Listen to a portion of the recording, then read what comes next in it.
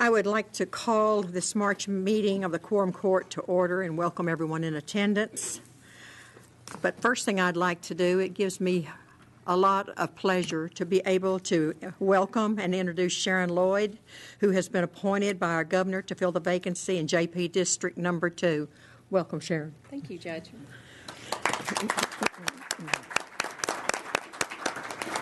And tonight, the prayer and the pledge is going to be handled by JP, Mr. Joe Patterson. Joe. Let us pray. Holy God, we thank you for all the ways that you bless us. We thank you for another day, Lord. Just guide us in this meeting, Lord, as we look to you for your principles and your values. And we thank you for all the ways that you bless us. I want to pray for our military that serves all over the world, Lord. Overwhelms me sometimes, Lord, that all the places that we are and that all that's going on. And they've served so many years, and we've been so many places for a long time. But Lord, it seems like it's necessary. So just help us to do it well. And in my mind, we do it very well. So I ask that you bless this meeting. We pray for our government, Lord, in Washington, in the state, and in the county. Guide us, Lord, as we take care of business of Washington County. We thank you for that we live in a free nation where we have the ability to do it, Lord, without being persecuted. In Jesus' holy name, amen. Amen. Pledge allegiance to the flag of the United States of America and to the republic for which it stands, one nation under God, indivisible, with liberty and justice for all. We have three of our members absent tonight, Lisa Ecke and Sue and Eva Madison. So, Carla, would you call the roll, please? Daniel Balls. Here. Harvey Bowman. Here. Rick Cochran. Here. Robert Dennis. Here. Lisa Ecke. John Furman. Ann Harbison. Here. Sharon Lloyd. Here. Tom Lundstrom. Here. Eva Madison. Sue Madison. Joel Maxwell. Here. Joe Patterson. Here. Butch Pond. Here. Bill Ussery. Here. The next thing you have in front of you is the adoption of the agenda. Do I have a motion to adopt the agenda, or is there any changes? We need to add 6.10 and 9.0 to the agenda. 9.0 is the one I wanted to add to the agenda. I have a motion to make two amendments. I have a second. All in favor, say aye. Aye. Opposed, same sign. Thank you. Move to adopt as amended. Okay. Second. I have a motion and a second. All in favor, say aye. Aye. Opposed, same sign. I almost missed a step, Rick. Thank you.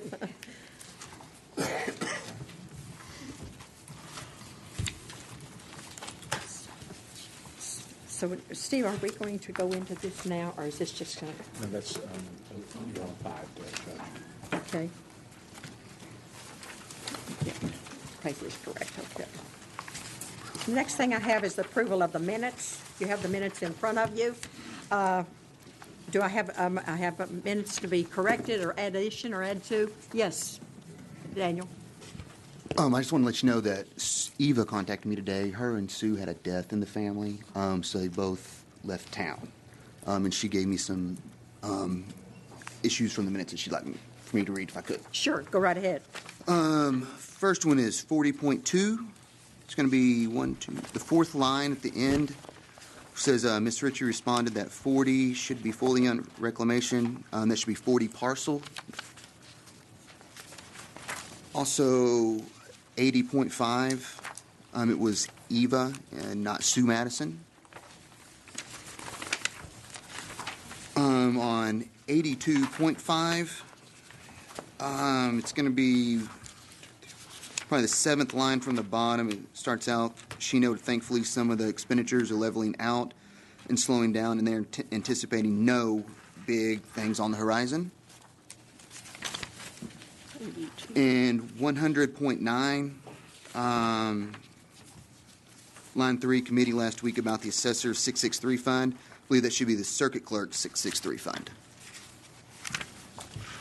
That's it. Did you girls get those changes?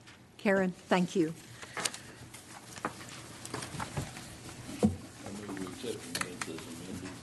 Second. I have a motion and a second. All in favor, say aye. Aye. Opposed, same sign. Thank you. Next thing we have coming up is our finance report. Mr. Cochran? Okay, we have a fairly full agenda tonight. The first one, 6.1, Steve, would you read that for us, please? An ordinance recognizing and appropriating funds of $9,896 in the Game and Fish Education Fund for 2015. Whereas under Arkansas Code Annotated Section 15-41-209, fine monies deposited as special revenues in the Game Protection Fund may be expended in the form of grants for established school education programs, and whereas pursuant to Arkansas Code Annotated Section 15-41-209, the Department of Education has received fine monies from the Game Protection Fund and has dispersed the sum of $9,895.06 to the Washington County Treasurer for 2015, and whereas the school districts of Fayetteville, Greenland, Lincoln, and Springdale have applied for said funds, now therefore be it ordained by the Quorum Court of the County of Washington, State of Arkansas, Article 1, there is hereby recognized additional revenues of $9,896 in the Arkansas Game and Fish Act 799 of 2003 revenue line item of the Game and Fish Education Fund for 2015. Article 2, there is hereby appropriated the amount of $9,896 from the Game and Fish Education Fund to the Special Projects line item of the Game and Fish Education budget for 2015.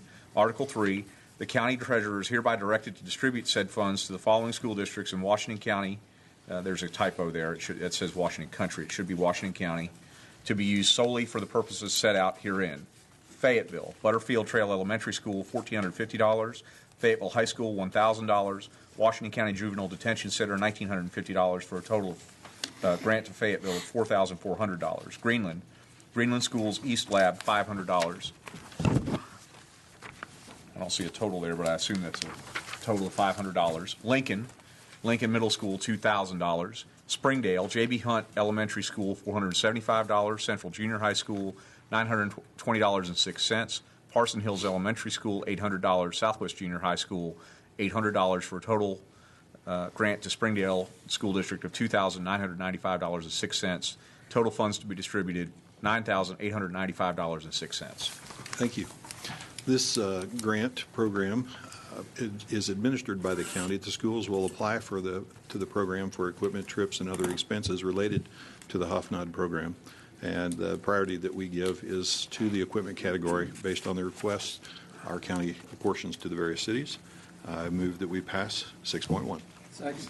I have a motion and a second. Is there any discussion? Carla, would you call the roll, please? Robert Dennis, Yes. Lisa Ecke, John Furman, Yes.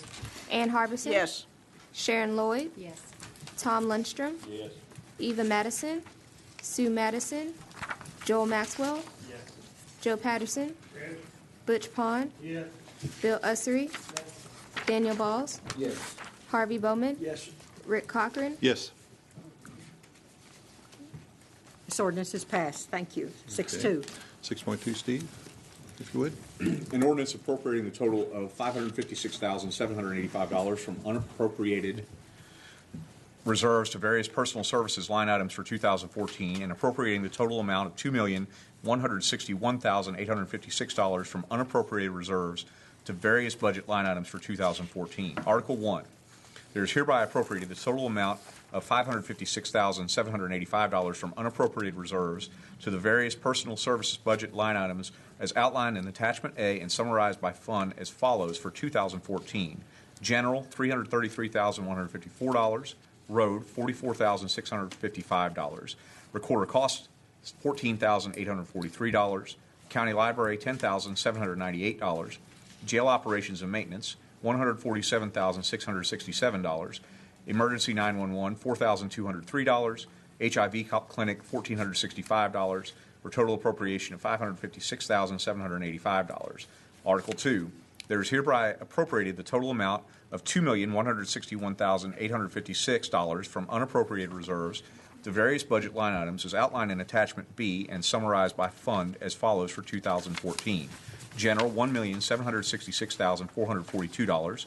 Employee insurance, $45,891. Flexible spending, $40,380. County Library, $195. Jail operations and maintenance, $216,035. Fire equipment and training, $92,913 for a total appropriation of $2,161,856. Thank you, Steve. The first article in the ordinance has adjustments for the year end for the longevity checks that we paid to the employees. It was not included in our 2014 budget, so we corrected that in our 2015 budget as budget process, and that is the bulk of this money. There is some money in there for some lump sum vacation benefits that left that fourth quarter. The Article 2, Attachment B, is primarily the transfers out for our general fund and money infused into the jail and food, medical, dental, hospital line items. This is all 2014 money. It does not affect our $6.5 million unappropriated reserves. This is just basically to get our books balanced and closed for the year of 2014, and I move to pass 6.2. Second. I have a motion and a second. Any discussion? Carly, would you call the roll, please? Robert Dennis, Yes. Lisa Ecke, John Furman, Yes. Ann Harbison, Yes. Sharon Lloyd, Yes. Tom Lundstrom, Yes. Eva Madison, Sue Madison, Joel Maxwell, Joe Patterson, Butch Pond, Bill Ussery, Daniel Balls, Yes. Harvey Bowman, Yes. Rick Cochran. Yes. This ordinance has been approved. Steve, would you read 6.3, please? An ordinance adjusting carryover revenues in various funds for 2015. Article 1, there are hereby reduced carryover revenues in the various county funds as follows for 2015. General carryover, $917,991. Employee insurance, $175,033. Environmental affairs grant, $1,319. Law enforcement grant, $13,967. Animal shelter grant, $397. Recorder's cost, $9,371. Communication facility equipment, $128,023. Jail operations and maintenance, $117,407. HIV clinic, $19,522. Article 2, there are hereby recognized additional carryover revenues in various county funds as follows for 2015. Flex spending, $17,853. JDC grant, $4,482. Road, $341,724. Treasurer's automation, $4,598. Collector's automation, $10,816. Circuit court automation, $19,320. Assessor amendment, $79,054. County clerk's cost, $29,224. County library, $285,771. County clerk operating, $2,806. Child support costs, $1,701. Boating safety, $3,083. Emergency 911, $107,055. Adult drug court, $11,365. Circuit court juvenile division, $3,878. Juvenile court representation, $190. Circuit clerk commissioner fee, $2,647. Law library, $18,082. Drug enforcement state, $5,803. Drug enforcement federal, $36,238. Drug court program, $8,315. Drug court costs and fines, $32,241. Thank you, Steve. This ordinance is our annual carryover revenues for amounts over and under budget and does directly affect our unappropriated reserves. The items that will affect it the most are county general with a usage of $917,000, jail operations and maintenance $117,000, and the road fund returned reserves of $342,000. So the overall net change to unappropriated reserves results in a reduction of about $693,000. I move to pass 6.3. Second. I have a motion and a second. Any discussion? I got a question. Yes. I'm sorry. Yeah. I'd like to have Rick expand on his explanation here. The carryover from general was $917,000, but he said, what was a $600,000 number? What was the deal there? The net reduction is $693. If you add it all together, okay, you have reduced carryover and additional carryover. So one of these is plus and one of these is minus. Okay. Okay? So the top Article 1 is money that we spent that we withdrew from the reserves. Article 2 is money that was budgeted but not completely spent, goes back against it. So the net effect is close to $693,000 reduction. I don't have the exact total, but Okay. that's the round number. Does this go into general, or where does it go? It is our reserves. The $6.5 Goes into million reserves. reserves basically is going to come down to right about 600, Okay. 6,059,000. All right, thank you. Thank you, Harvey. Anyone else? Would you call the roll, please? Robert Dennis, Yes. Lisa Ecke, John Furman, Yeah. Ann Harbison, Yes. Sharon Lloyd, Yes. Tom Lundstrom, Yes. Eva Madison, Sue Madison, Joel Maxwell, Yes. Joe Patterson, Butch Pond, Yes. Bill Ussery, Daniel Balls, Yes. Harvey Bowman, Yes. Rick Cochran. Yes. This ordinance has been approved. Steve, would you read 6.4, please? An ordinance appropriating the amount of $31,656 from the general fund to the sheriff work release budget for 2015. Article 1, there is hereby appropriated the amount of $31,656 from the general fund to the following line items of the sheriff work release budget for 2015. Sheriff work release general supplies, $5,000. Small equipment, $7,488. Janitorial supplies, $100. Food, $100. Clothing and uniforms, $2,000. Fuel, oil, and lubricants, $2,000. Tires and tubes, $4,500. Building materials and supplies, $50. Paints and metals, $50. Plumbing and electrical, $300. Parts and repairs, $5,000. Small tools, $1,800. Other professional services, $2,000. Rent for machinery and equipment, $1,000. Dues and memberships, $268, for a total appropriation of $31,656. Thank you, Steve. This funds our work release program from the general fund for the year 2015. Normally, we would have done it last month, but we missed it. So I will move to pass 6.4. Second. Have a motion and a second. Any discussion? Carla, would you call the roll, please?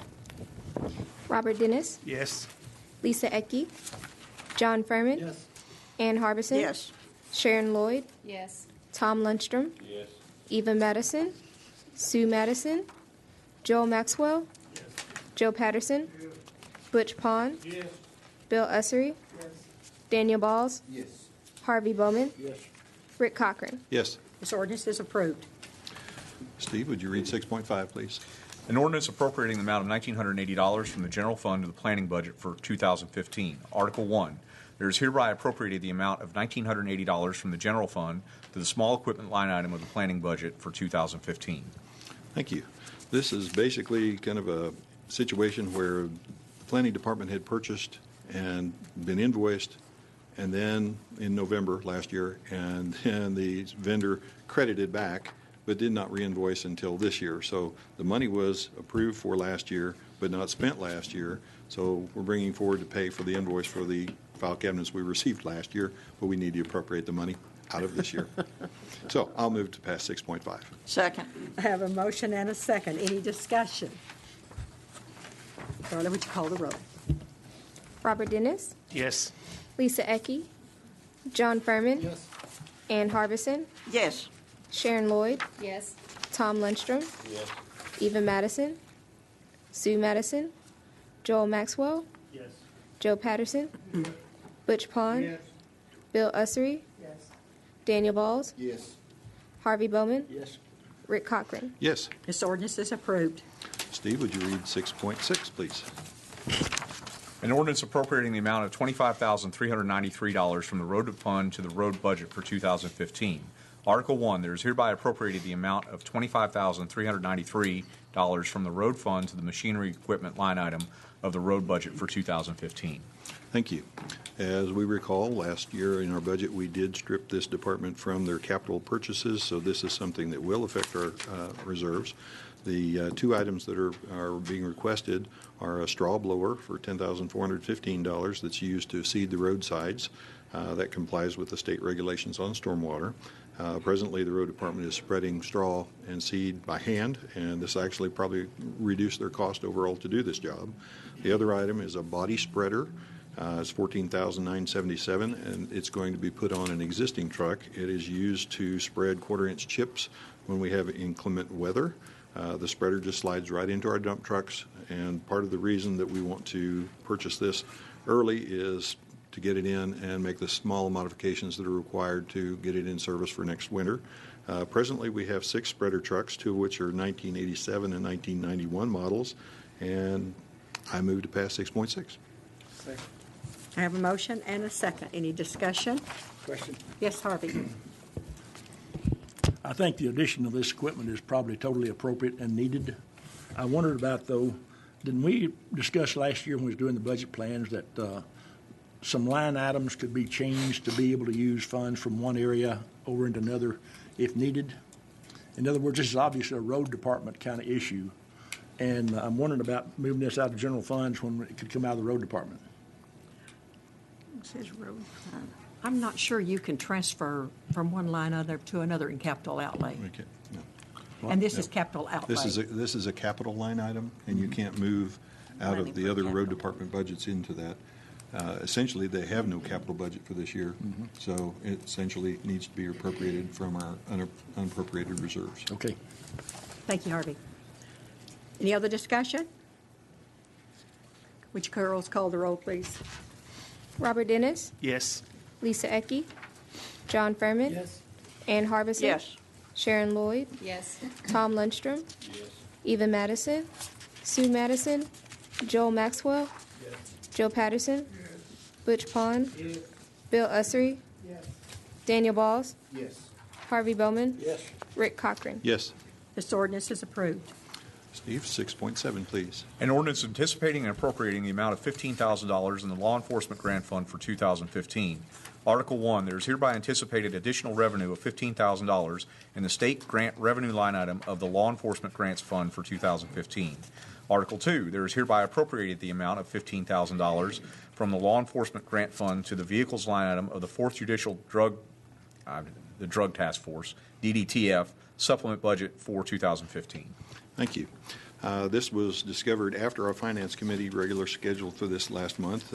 Officer Hoyt found that there was money that we could get this, and there is a time limit on this. It's almost expired. We need to pass this if we're going to take advantage of the funds. This would allow them to purchase a vehicle used in drug enforcement and is no cost to the county. Move to pass 6.7. Have a motion and a second. Any discussion? Would you call the roll, please? Robert Dennis, Yes. Lisa Ecke, John Furman. Yes. Ann Harbison. Yes. Sharon Lloyd. Yes. Tom Lundstrom. Eva Madison. Sue Madison. Joel Maxwell. Joe Patterson. Butch Pond. Bill Ussery. Daniel Balls. Yes. Harvey Bowman. Yes. Rick Cochran. Yes. This ordinance is adopted.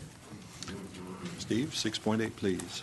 A resolution authorizing the submittal of a global fire prevention grant application, whereas it is a desire of the county judge, county sheriff, and county fire marshal to apply to the FM Global Fire Prevention Grant Program, and whereas said grant can be used for arson prevention investigation and education training programs, and whereas said grant application is for $2,944 and requires no match by the county.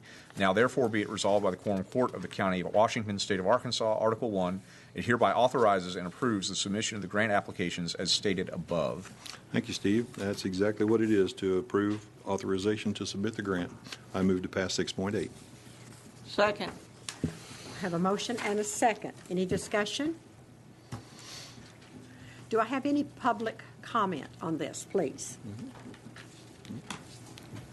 If not, would you call the roll? Robert Dennis, Yes. Lisa Ecke, John Furman. Yes. Ann Harbison. Yes. Sharon Lloyd. Yes. Tom Lundstrom. Eva Madison. Sue Madison.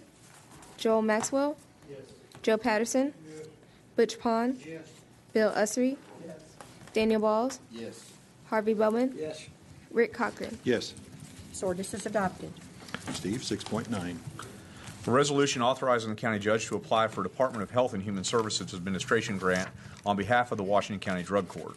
whereas the Washington County Quorum Court has determined that the Washington County Drug Court meets eligibility requirements necessary to apply for a grant under the Department of Health and Human Services Substance Abuse and Mental Health Services Administration, and whereas the Washington County Drug Court has presented the need for an additional substance abuse treatment, and whereas the Quorum Court recognizes the need for said grant in the amount of up to $325,000 for a maximum of 3 years with no match required by the county, now therefore be it resolved by the Quorum Court of Washington County, Arkansas. Article 1, the county judge is hereby authorized to submit a grant application to the Department of Health and Human Services, Substance Abuse and Mental Health Services Administration to execute the proposed project described herein. Article 2, the county judge is further authorized to administer the grant funds for the same project. Thank you. 6.9, we are in our third year of this grant. We've received it twice in the past. This will be our final year. I move to pass 6.9. Second. I have a motion and a second. Any discussion? Any public comment? Okay. Go right ahead, Mr. Bill. I just have a question on this, and that is, this is the third year of this program, and is there a period of time where we have to go ahead and begin looking at next year how we're going to fund things that this funds when this runs out? Can I recognize Renee? Please. Would you come forward, please, and tell them what you know?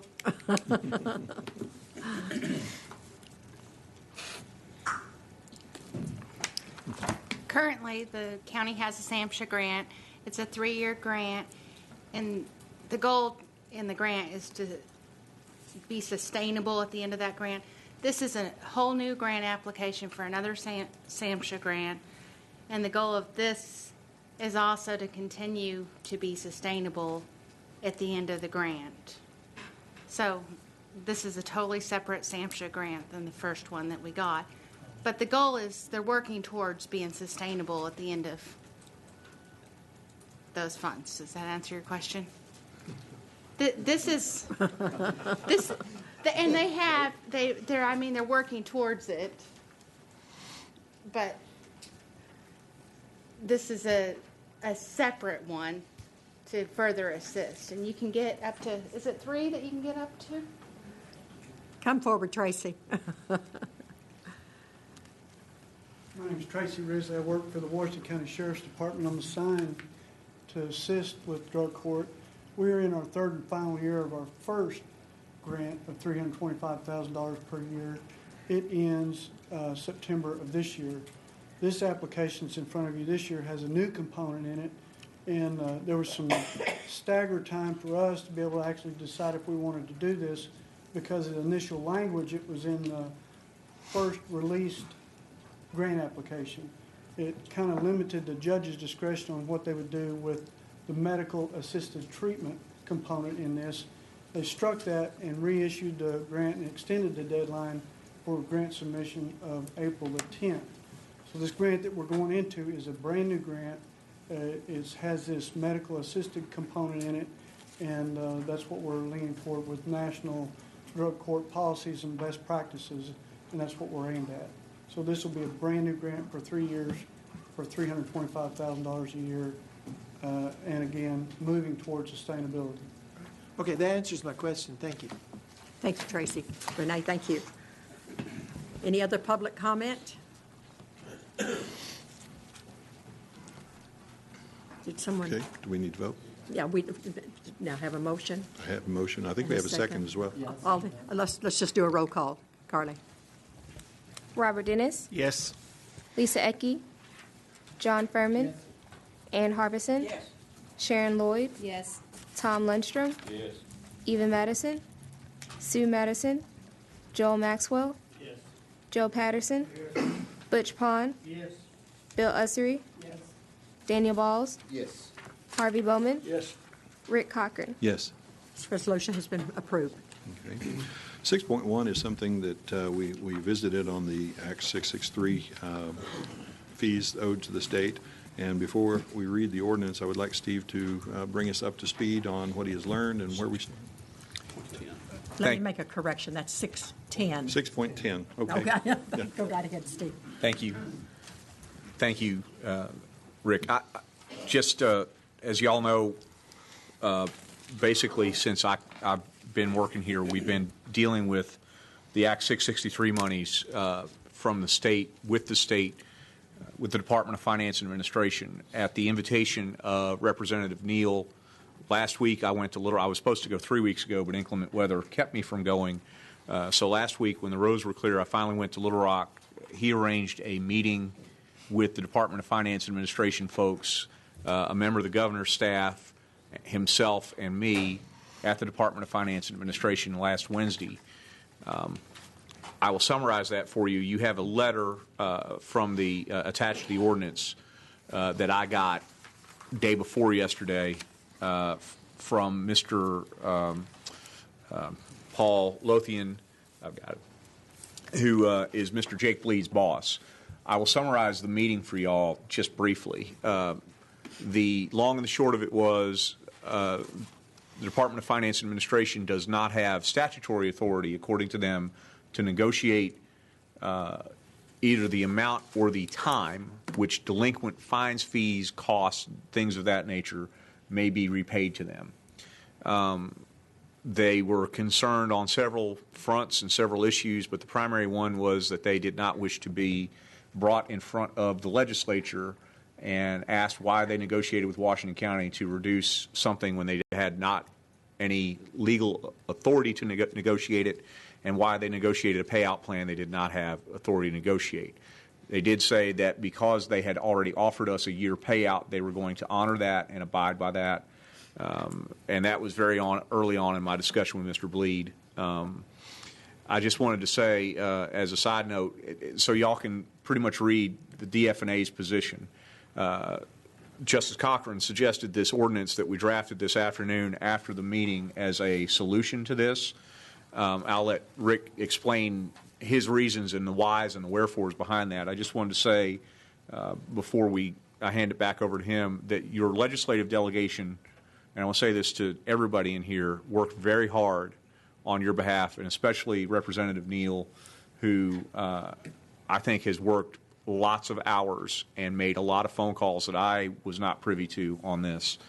And I've written him personally a thank you for that, but I just wanted to let you all know we did do our best on this particular issue. And with that, Rick, I'll turn it back over to you.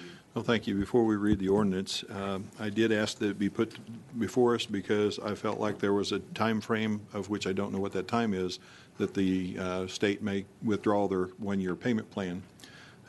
When we discussed this afternoon, we had the options of lump sum, pay it now, be done with it.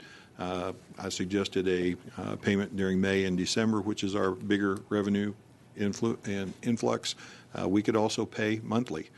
We have 12 months. We need to give Steve the authority to respond and tell them what we're going to do, and that's why I asked to do this rather than hold it for the next finance. You guys feel free to amend this, discuss it as we would in the Finance Committee, and yes, Tom, please. Steve will have to tell me whether this is possible or not, but I would be interested in amending Article 2 to be paid in 12 equal monthly payments. Okay.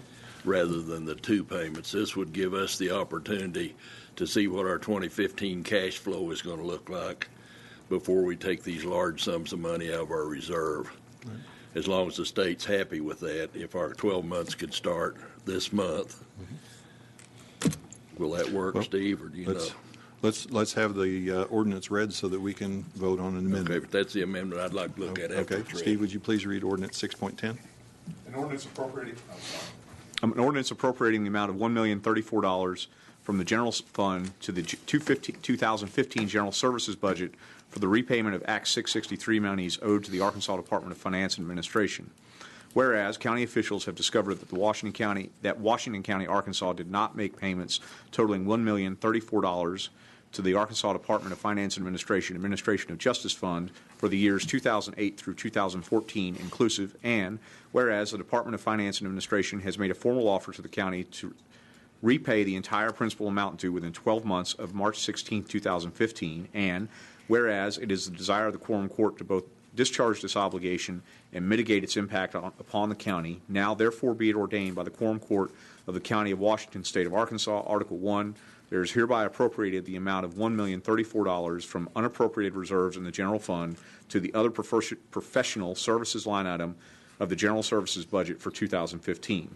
Article 2, the Washington County Treasurer is hereby directed and authorized to disperse these sums in 2 equal installments to the Arkansas Department of Finance and Administration, the first payment of $500,017 being payable in May 2015, and the second and final payment of $500,017 being payable in December 2015. Okay. I think we should open it to discussion. Tom, you have a motion. Do you want to make your motion now? Yeah, I would like to. I was trying to get my calculator to work, but I think it would come out somewhere around $85,000 a month if we did. That's true. Monthly payments.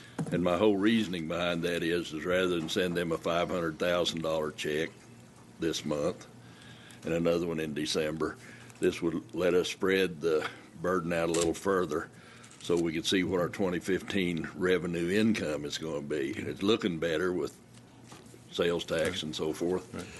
So I have no problem with just setting the money in reserve. That's what we would do. And then, but specify those monthly payments, 12 equal monthly payments. Right. Do we have a second? I second. Have a motion and a second on the amendment. So now the amendment is to pay this in 12 equal payments rather than 2 big payments. Right. Do I have any other discussion? I have a quick question of clarification. I thought the clock started about a month ago. Do we have time to make 12 different payments if we time it right, or are we somewhat into the 11th month already? No, their formal written offer was made to us on March the 16th, and the way I read that was 12 months from the date of that letter. So we're a week into it, essentially. Or not even a week, I'm sorry, 3 days. Yep. Thank you, Joel. Yes, Harvey? You know, we all recognize we're going to have to pay this $1 million. Why don't we go ahead and tell them we're going to send them $1 million in December? That way we can take a look at our budget through the year, and we know we're going to have that coming up before the year is over. But it maximizes our flexibility throughout the year.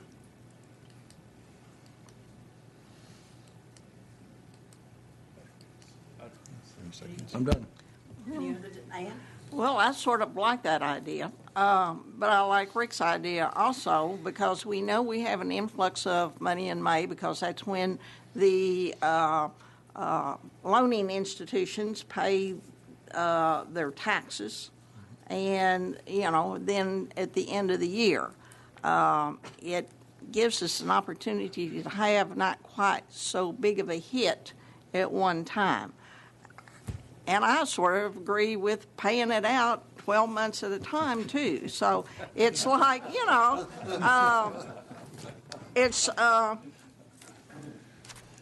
I really think I like the 12 months better. Yes, Steve. I'll yield to any JP, but wants to. The figure I come up with for 12 equal installments is $83,336.42. Yes, Tom. I didn't ask Steve this, but I haven't heard him talk about any interest, or this is the actual amount we owe, and that's all. This is principal only, and they haven't asked. And we touched briefly. I'm glad you asked that question, Tom. We touched briefly on interest and penalties, and they kind of shrugged their shoulders, and I let it die with that. We didn't push So the if there's issue. no penalty entry, it's not going to cost us any extra to do it this way. That's right. Okay, thank you. Bill, did one of you guys, Joe, I'm sorry, man, you wanted to do Are we going to just set this in an account for aside where we don't have to dwell with it when we get ready to do the budget this summer? I think that's what Article 1 accomplishes, is you're essentially appropriating it out of unappropriated reserves now and setting it into this account. And then if Tom's amendment passes, you'll pay it out $83,000 at a time. I'd just like to be done with it before budget time. I mean, out of our mind, it's already settled, the money's off somewhere, wherever it is. I think it's good. Yes, Joe. Are there any negative potentials from the state if we chose to do a lump sum at the end of 12 months? Is that going to, when you indicate to them, is that going to change their posture toward us? Steve? I don't know.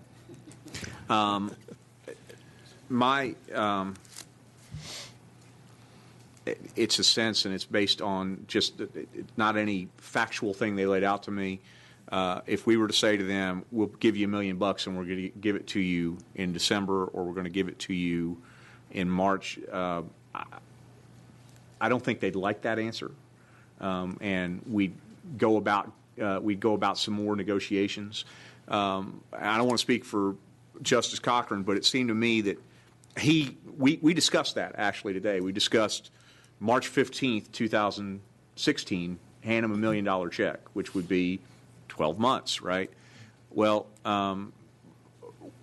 we don't know what their reaction would be to that. And one of the reasons I understand Rick was talking about 2 large lump sum payments, or maybe spreading it out the way Tom was talking about, which was also something we discussed today, was to essentially keep them from coming back on us and giving us some more negative consequences. They haven't said they're going to do that.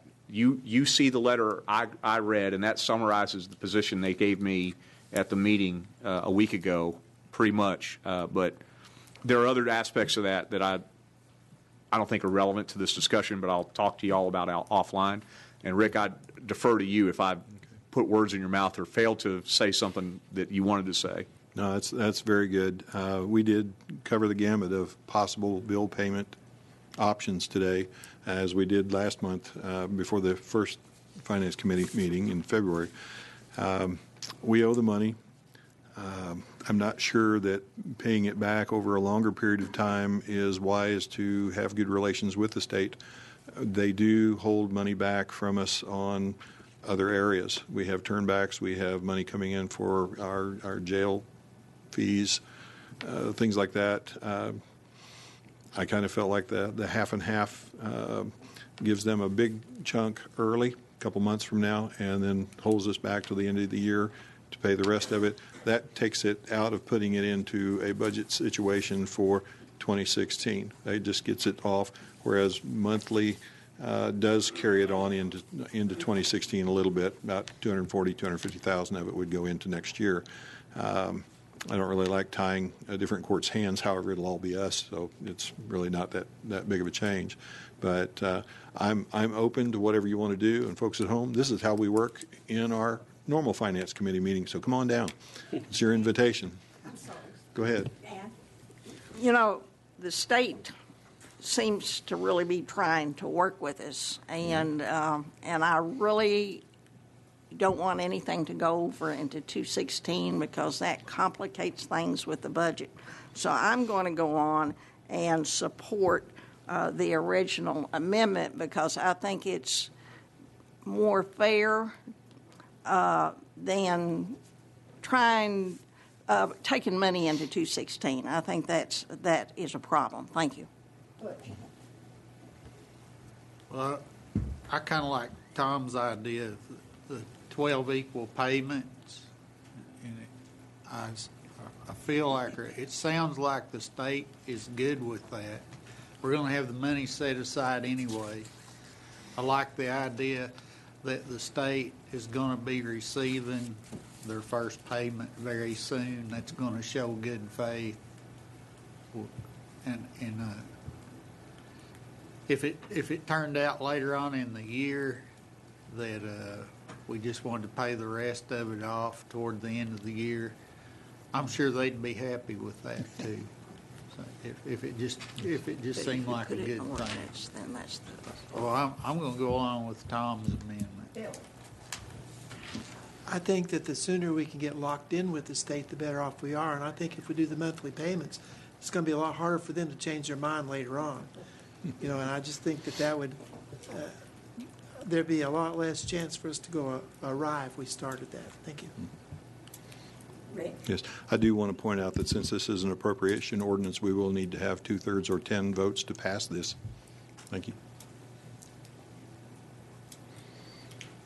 Okay, now we have a motion on the floor to Right. amend this to Mhm. pay monthly payments. Is this not correct, Tom? That's correct. And a second. And we have a second. Do we have any further discussion? We're going to bring this to a vote. Carly, would you call the roll, please? Now, this is, Judge, before you do that, this is only on Tom's amendment. Yes, it's Okay. Tom's amendment.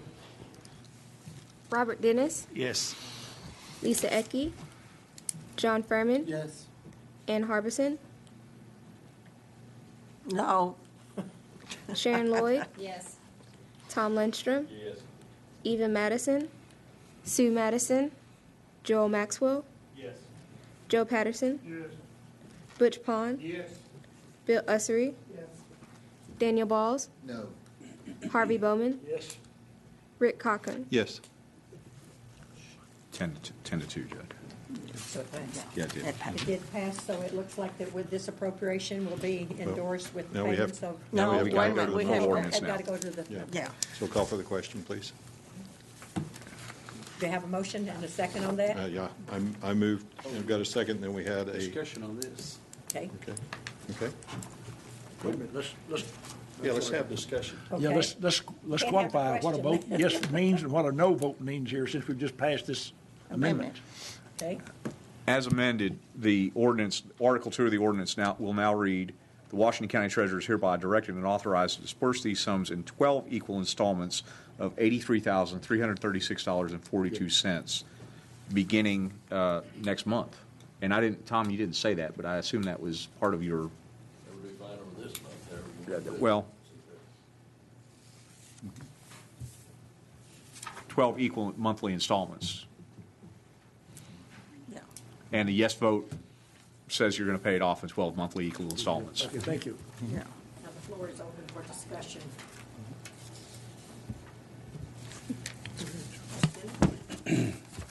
Well, I know this is going to pass, but I'm going to vote no on it as a protest vote because I think it's unfair the way the state pays us for prisoners for the Washington County Jail.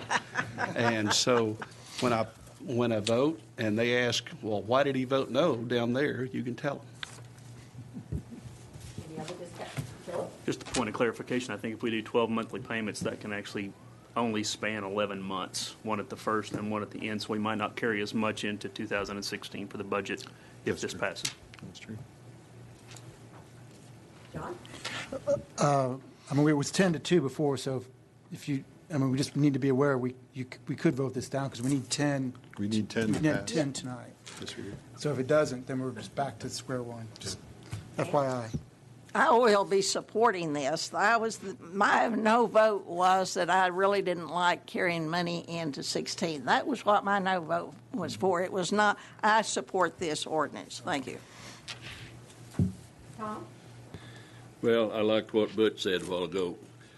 In spreading this thing, if our revenue is strong the rest of this year, we could pay it all off in October or November. And the state would be happy, we would be happy. But if our revenue is weak or even weaker, it's going to give us a little relief. So I would actually be in favor of towards the end of the year, if we've got the money, go ahead and pay them the balance. But this does give us a way to spread it. Thank you. Any other discussion? We ready for the vote? Carly? Robert Dennis, No. Lisa Ecke, John Furman, Yes. Ann Harbison, Yes. Sharon Lloyd, Yes. Tom Lundstrom, Eva Madison, Sue Madison, Joel Maxwell, Yes. Joe Patterson, Yes. Butch Pond, Yes. Bill Ussery, Yes. Daniel Balls, Yes. Harvey Bowman, Yes. Rick Cochran. Yes. So, Mrs. Boston, thank you folks very much. I think the May- state's going to be happy. Yes. May I add, just before I let go of the chair here, I want to thank Steve for your hard work and going to bat for us. Just as Micah has gone, you've gone and done above and beyond, and thank you so much. Thank you. You be quiet. Just my job. Thank you. The next thing we have is county health report, and I have a request from the Washington County Bar Association.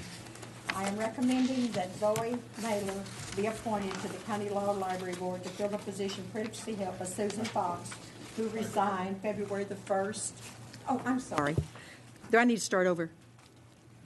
Yes. Susan Fox, who resigned February the 1st.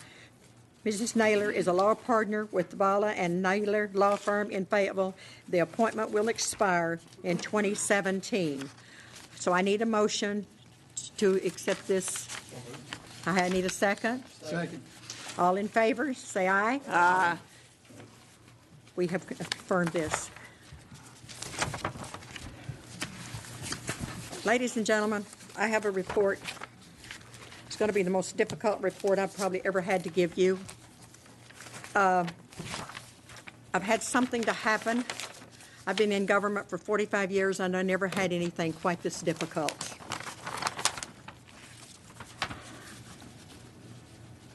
I am going to show a video that I saw for the first time yesterday that I want each one of you to be aware of this.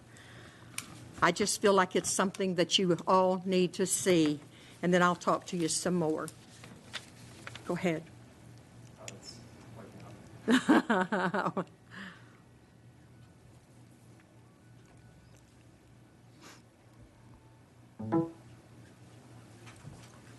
Y'all may, I'm sorry,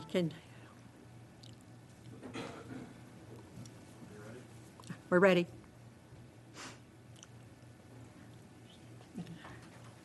Can you see? Yes, okay. It's October 6th, about 2:30 in the afternoon. Can you turn it up? I'm out at the bridge that the Washington County Road.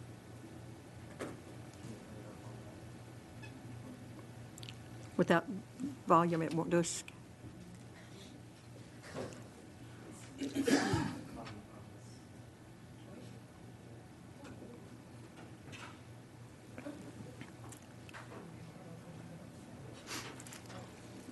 Feel for anyone that wants to move in another seat, but you can see it here on this one at the same time.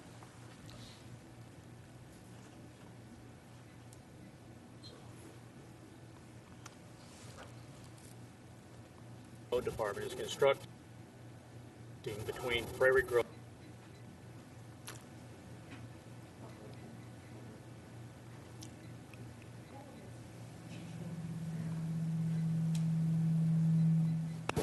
It's October 6th, about 2:30 in the afternoon. I'm out at the bridge that the Washington County Road Department is constructing between Prairie Grove and Lincoln. This is, I believe, is referred to as the Stonewall Bridge. As you can see, this is just one of the pillars that's going to be the main support for this bridge that exists here. This is simply a structure of about a 4-foot concrete structure that is reinforced with rebar. This looks to be probably a number 4 rebar that they've used in here. The purpose of the rebar being in there is to provide additional structural integrity. It is what's called for in the engineering schematics, the engineering plans for this bridge, and is not a guideline. It is what is required for the construction of this bridge as defined by the engineer who put these plans together. The importance of having this entire structure first is just small cars or passenger trucks. So having this done correctly is very important for the structure of the bridge to prevent the bridge from possibly collapsing and injuring or killing someone in the process. The issue that was raised to me from some folks who were familiar with this construction was the fact that there were many shortcuts that were occurring in this bridge that were being directed from the road department director for him telling them to do certain things, to take shortcuts to speed up the project. The problem you have is with those shortcuts, you have safety issues that come up there and clear violations of engineering plans. One shortcut that was pointed out to me was the fact that I was told that instead of this reinforcing rebar and then simply drilled holes into the top of the concrete a number of inches and then inserted the rebar, so that in fact only a few inches of the rebar goes down into this structure and the remainder of the structure is unreinforced with rebar. So I came out here to see if in fact it was true. And as you can see from the top of this structure, you can actually see the powder that it would be created for someone drilling out the hole in this structure instead of doing it the proper way. And as you can see through here, you can easily see the hole in which that rebar is placed. And as you look through here, I'm going to show you several examples of this rebar, because this isn't an individual rebar that you could actually pull out. As you can see, there's probably 6 to 7 inches of the bar that's pushed down in there, but every one of these bars is exactly the same way. Each one of them only inserted a few inches into this form. And as you can see, there are a number of bars, and every bar that we checked had the exact same thing. You could simply reach down and pull this out. What does that mean? That means that sometime in the future, a citizen of Washington County or an individual simply driving through this area, maybe driving over this bridge, and because of past traffic or because of the weight that they're carrying in the vehicle that they're having, it could cause the structural integrity of this structure here that holds up this bridge could crack, it could collapse, the bridge could collapse in the process, and as I said, it could cause injury or death to one of the citizens of Washington County. This is done simply to speed up a process or maybe to save a little bit of money, but this shortening of this process or this saving a little bit of money is at the possible cost of either the life or the property of people here in Washington County. Shortcuts like this should never occur in any construction project, especially when it's being done intentionally. Thank you.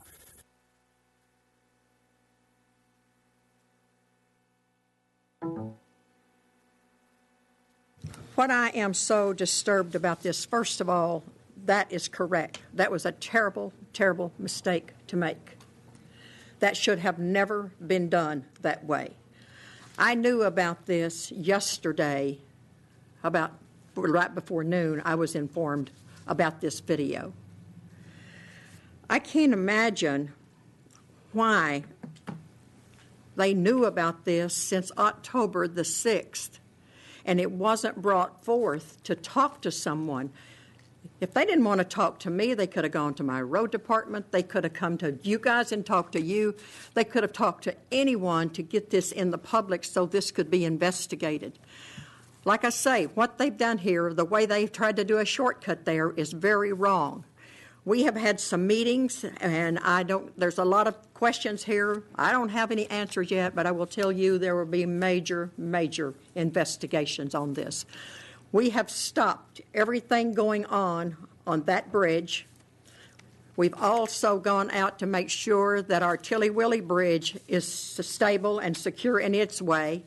I put a 3-ton limit on that bridge out there on Tilly Willie until I have an opportunity to check that out, because safety is the number one thing. I am tearing the piers down on this bridge today. They started tearing them down today so we can start building them back. We're not very far along on this one because we've had bad weather and we've not been able to work on it. But like I say, we started demolishing this one today. I'm very, very disturbed over this.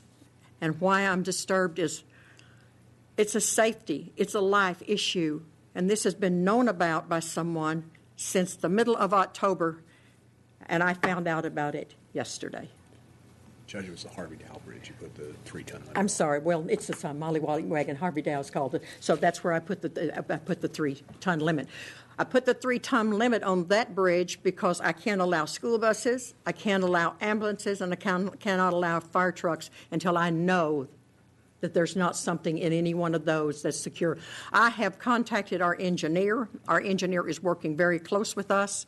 He is going to go out to the Molly Wagon Bridge. They're going to check that to see what we need to do, and then he will be working with us directly on this one. And as of today, I have visited with Sean. We have a group of people that work in this area. I can't tell you their names. Sean knows them. They will contact with us. What I've realized today, I don't have anyone trained to build bridges. I don't have any professionals. There are people that work for the road department. They've never had an opportunity. The guy that's been with the road department for 28 years, Monday is his last day. He is retiring. So I've got a major problem, but the engineers, I've told them not to do anything. Whatever it's doing, they call the engineer in, and he checks every move that's made to make sure this is correct. But I wanted you guys to see this. I didn't want you to think that I was hiding something from you guys. I found this out yesterday, and I'm very disturbed over it. And I want you guys to know. Like I say, I can't answer a lot of questions right now. You know, first of all, that bridge is the one I'm in the lawsuit over. So I have to be very cautious about talking about lawsuits. But the only reason, the only way we knew about this video is the attorney that is working on our law, that working against us on the lawsuit, had to provide that to Steve as evidence of things that's going on. That's the only way we knew about it. I don't have any idea why it was made. I don't know where it's coming from. But I don't care if I never build a bridge and leave them open. I am so interested in nothing but the safety of this community.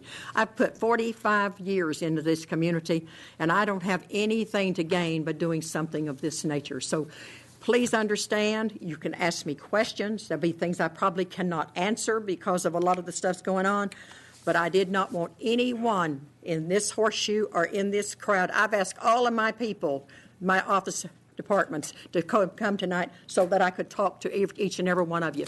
I appreciate them all coming. I appreciate y'all looking at this, and I'm available if I can. Yes, Tom? I don't really have a question, but it really concerns me concerning the lawsuit. I know you can't talk about it, but apparently this is the bridge that the supposed whistleblower complained about some time back. So I'm really concerned about the impact that may have on our budget before the year's over, if this is the case. So I just wanted to voice my concern, That's Judge. fine. Thank you very Tom. much. I didn't want anyone around here to think that I was keeping something from you. I've been accused of a couple of times of other things that's been going on, things I didn't know about. But please understand, I've showed you exactly what I've seen and what I know. So, yes, Joel. Just a question for clarification. Sure. Are these type of construction techniques, is that what the lawsuit specifically is addressing? I don't know. I don't know about so. Steve, can you? I can sort of comment, and it'll be a nuanced answer. The answer is that there are allegations concerning the techniques within the lawsuit, the complaint, that then relate to what I consider to be the real substance of the lawsuit and the allegation of retaliation and discrimination against the individual who said these things were going on. Clearly,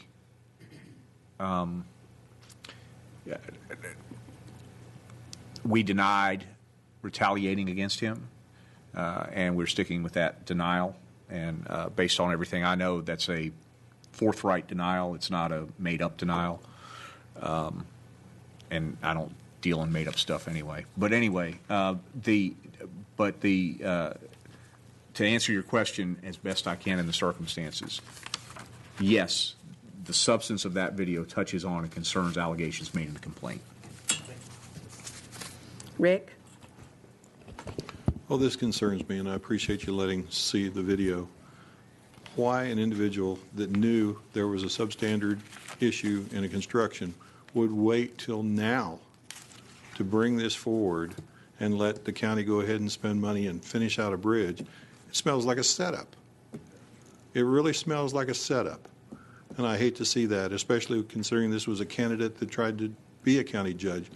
Obviously, well, I won't even say it. Thank you. Yes, Harvey. Judge, I guess, what was the date that the whistleblower came forward with the complaint? That I can't tell you. Late December. I don't remember. Harvey, I don't know the day he filed his court complaint. It was right around Christmas time. Now, I'm not sure or familiar with.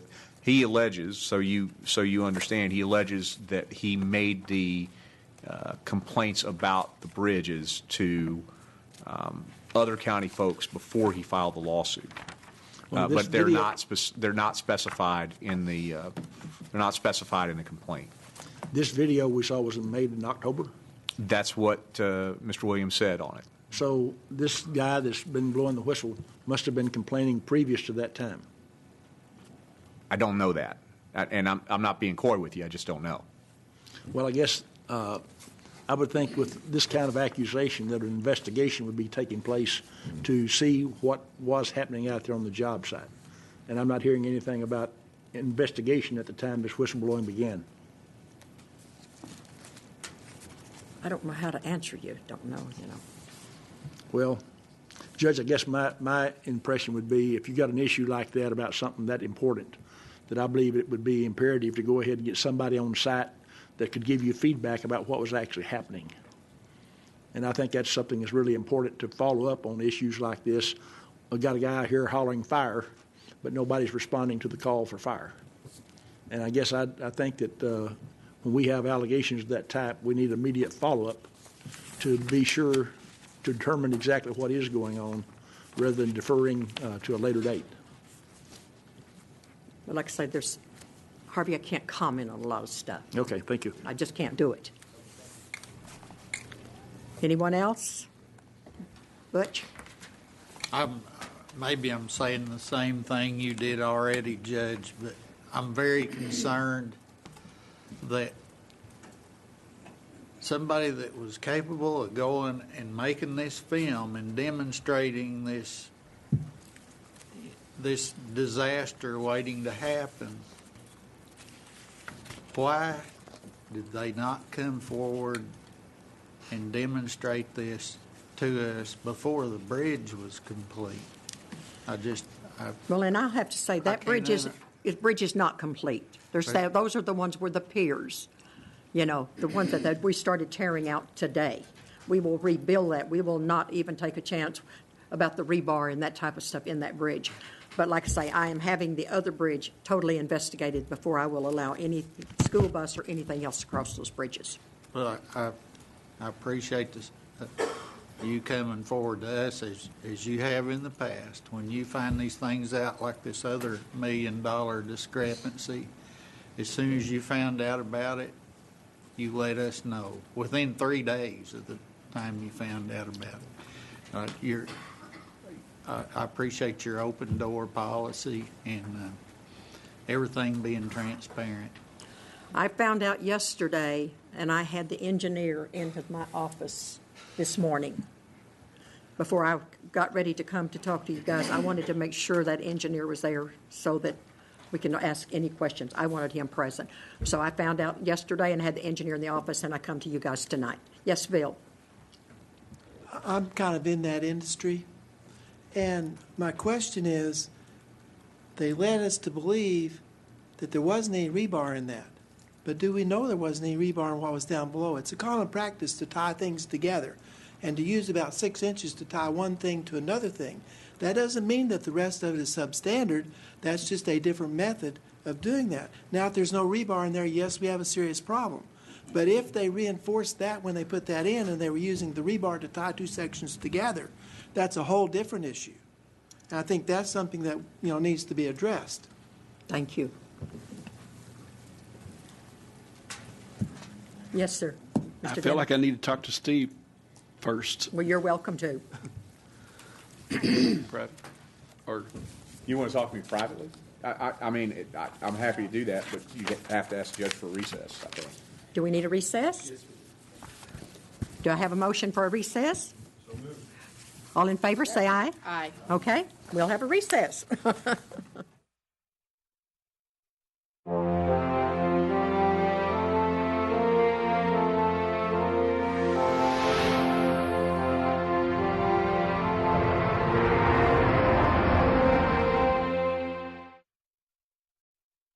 we need to wait? Judge, you can go. I think I spoke to Mr. Dennis, and I think I have helped to alleviate his concerns. Okay. Okay. Anyone else? Any other discussion? There's no motion, no vote or anything. I'm just wanting to make each and every one of you aware of what was going on. So I thank you very much. The next thing we have is committee reports. Ms. Matta, is someone going to make up the report for Eva? Are you doing that, Daniel? Judge, Okay. I'm the vice chair, so Okay. I'll You're do ready that. to go for that, John? Go right ahead. Well, I think I am. Go ahead. Okay, thank you, Judge. We met on March 2nd at 5:30, and we had a report from the Washington County Planning Office. There were a few discussions. There's a preliminary plat request for 13 lots that had changed to 12 residential lots on 15 acres over by Lake Sequoia. We discussed potential wind farm development around, I believe it's Elm Springs. There was a presentation from the Illinois River Watershed Partnership, which there's a large impact with the concerning Oklahoma and Arkansas and the watershed. And this is a coalition that's trying to improve the water quality in order to meet some standards in a two-state issue. I wasn't actually there, so I'm just kind of going off the notes on that particular part. There was a report on community sewer systems. There's some issues with generators. We've had a couple meetings of discussions about that.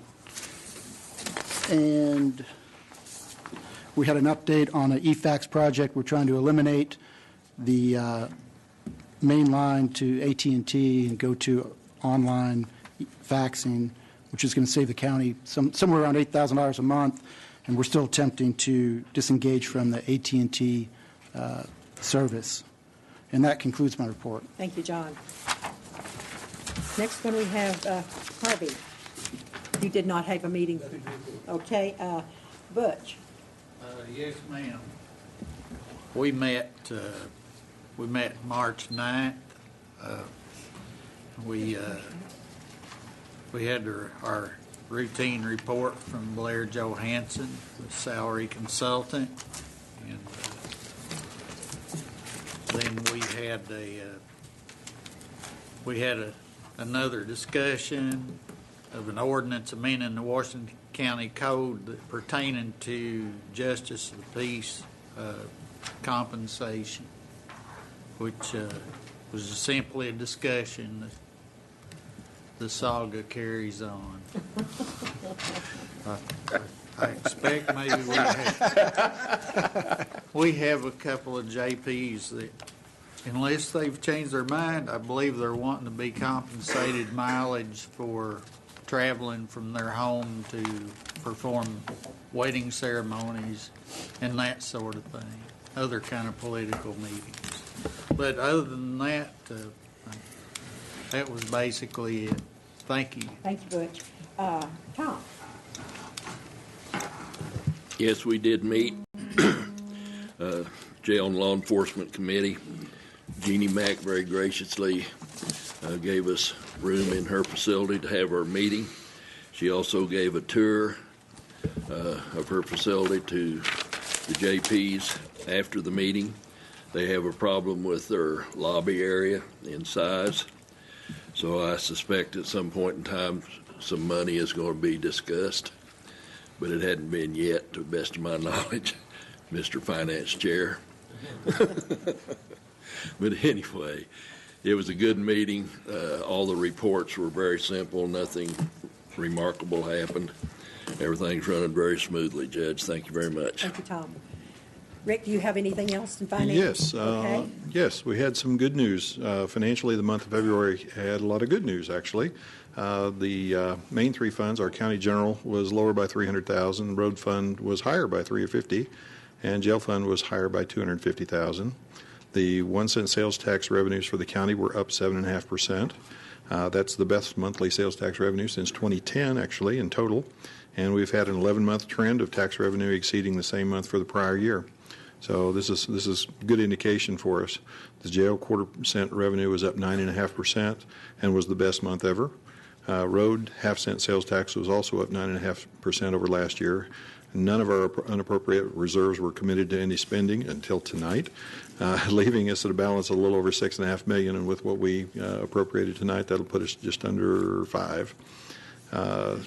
The summary of revenue and expenditures for the general fund, road fund, and jail operations are right on track for the year at 19%, 15%, and 17% of their yearly budgeted amounts. We did have open discussion on this Act 663 at our Finance Committee meeting, and I gave a report on the information I learned at the ambulance board meeting. Since Springdale has plans to discontinue service outside their city limits in year 2016, the cities of Johnson, Elm Springs, and Tawnytown are faced with having to come up with a fairly large sum to establish the ambulance service in their area. And presently, the county is subsidizing that area. So they have a little bit of work, and I hope to invite our mayors of those three towns to our finance committee, and maybe we can help them along a little bit. That concludes my report. Thank you. Sure. Okay. We have an emergency ordinance for rural fire departments, and I'll let Steve Zaga read this and explain why we need this. An emergency ordinance designating the rural fire departments operating within Washington County, Arkansas, and designating the geographical areas which those fire departments serve. Whereas, pursuant to Arkansas Code Annotated Section 14-20-108B1, Quorum Court has the authority to designate rural fire departments and to designate those departments as rural fire departments in order that they may operate as such in accordance with Arkansas Code Annotated Section 14-20-108A, and whereas there is an emergency justifying the designation of such immediately, now therefore be it ordained by the Quorum Court of Washington County, Arkansas, Article 1, the following rural fire departments operate within Washington County, Arkansas, and are designated as such by the Quorum Court. A, Cincinnati Rural Fire Department. B, Lincoln Rural Fire Department. C, Morrow Rural Fire Department. D, Prairie Grove Rural Fire Department. E, Evansville Rural Fire Department. F, Tawnytown Rural Fire Department. G, Wheeler Rural Fire Department. H, Weddington Rural Fire Department. I, Farmington Rural Fire Department. J, West Fork Rural Fire Department. K, Strickler Rural Fire Department. L, Boston Mountain Rural Fire Department. M, Nob Hill Rural Fire Department. N, Goshen Rural Fire Department. O, Elkins Rural Fire Department. P, White House Rural Fire Department. Q, Sunset Rural Fire Department. R, Highfield Rural Fire Department.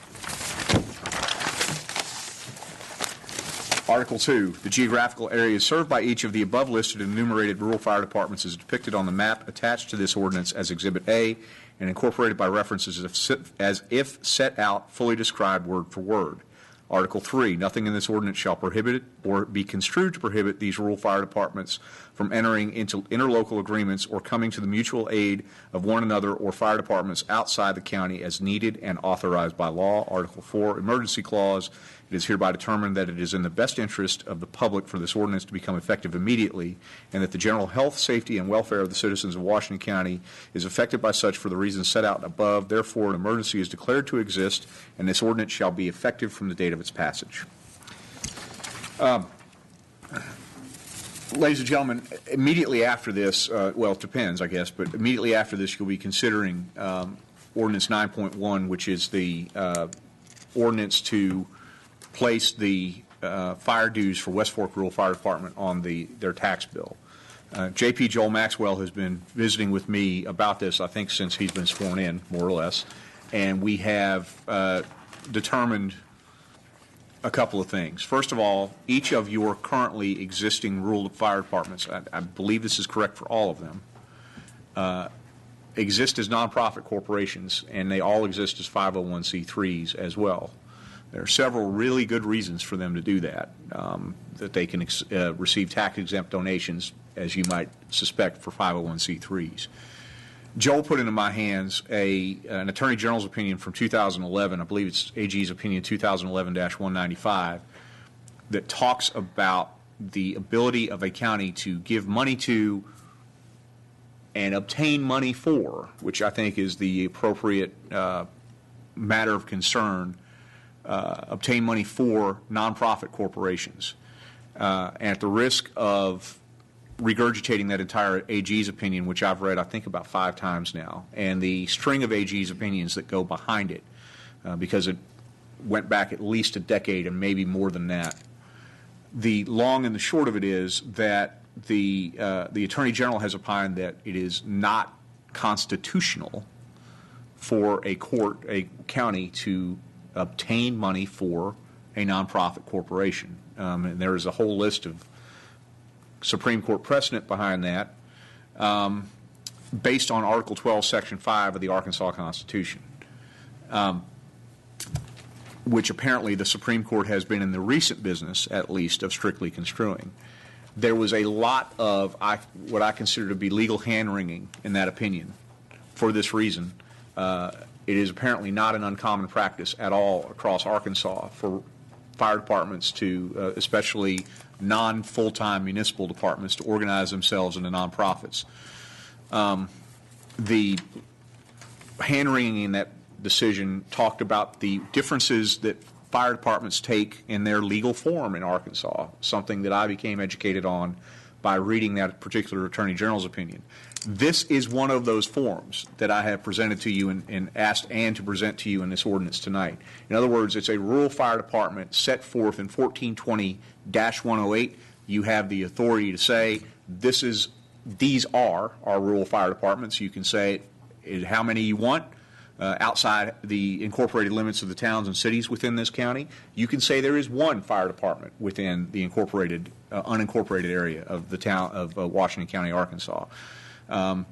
However, in order to act in an abundance of caution, because of the Attorney General's opinions that Joel has furnished to me and I've read, the statutory language that I have read, the constitutional provisions and the cases that I've read since then, I felt like this was the best possible option for y'all to pursue tonight if, in fact, it is within your desire to go ahead and pass that ordinance putting the fire department dues on the ballot for West Fork for a special election. Let me say this as well. It's a point that fire departments have brought up to me and John Luther has brought up to me several times. At least 8 of the departments already do this. In other words, they're already collecting fire department dues on the tax bills. I've had the question asked of me a lot, what if? What does this mean for us? And here's my answer, I don't know. And the reason I don't know, in the Attorney General's opinion that I read, took great pains to express this. Nobody's ever judicially tested this. This has never been, I don't even know if there's been a circuit court case on this, let alone a published appellate opinion. But because I believed that it was the sense of the court that you wanted to do what you could, and I'm not suggesting at all, by the way, how you should vote on the following ordinance, but that it sounded to me like the majority of you wanted to support the fire department ordinance that was coming before you for third and final reading tonight. I felt like this was in the best interest of not only that fire department, but the other fire departments existing in the county right now.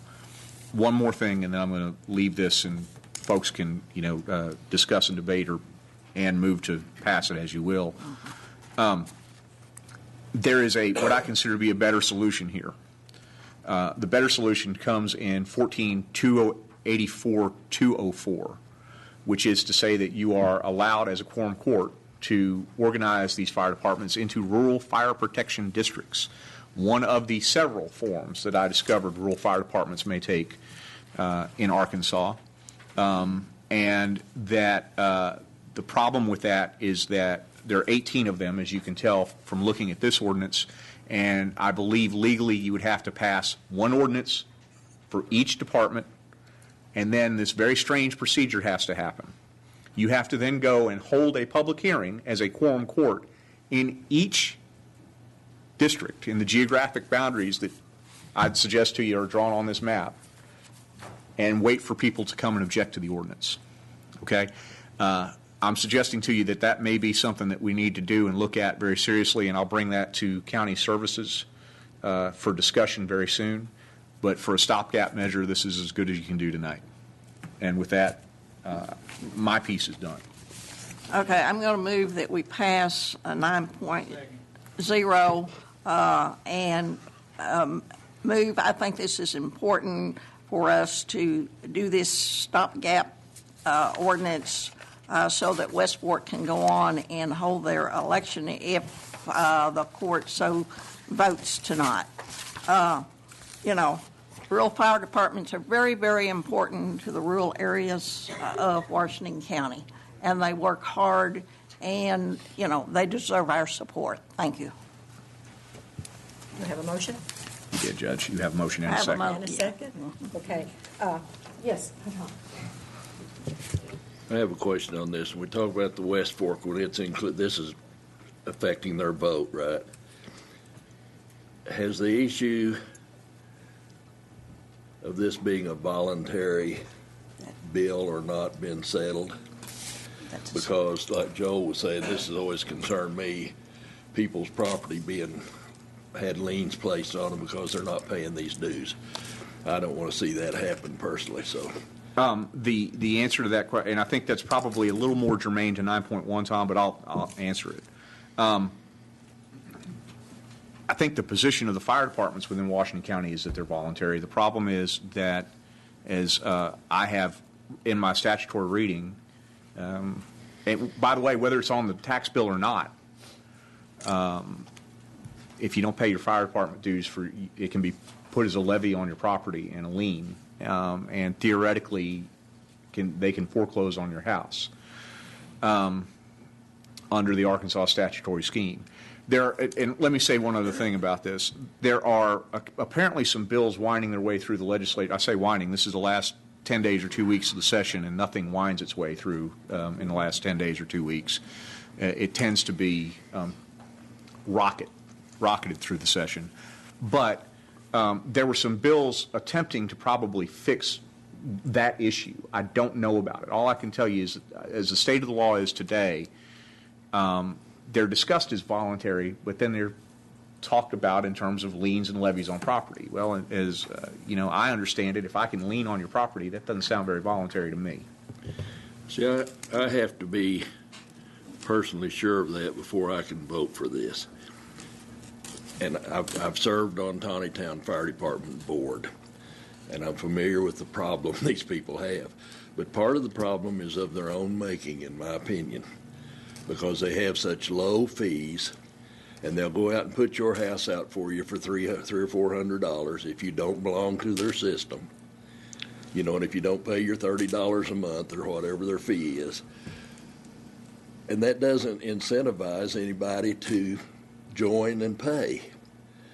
So, if they'd say, we're going to charge you $3,000 to put your house out if you don't join and pay your dues, then people would pay the dues without all of this, I think. But they insist on not doing any of those things.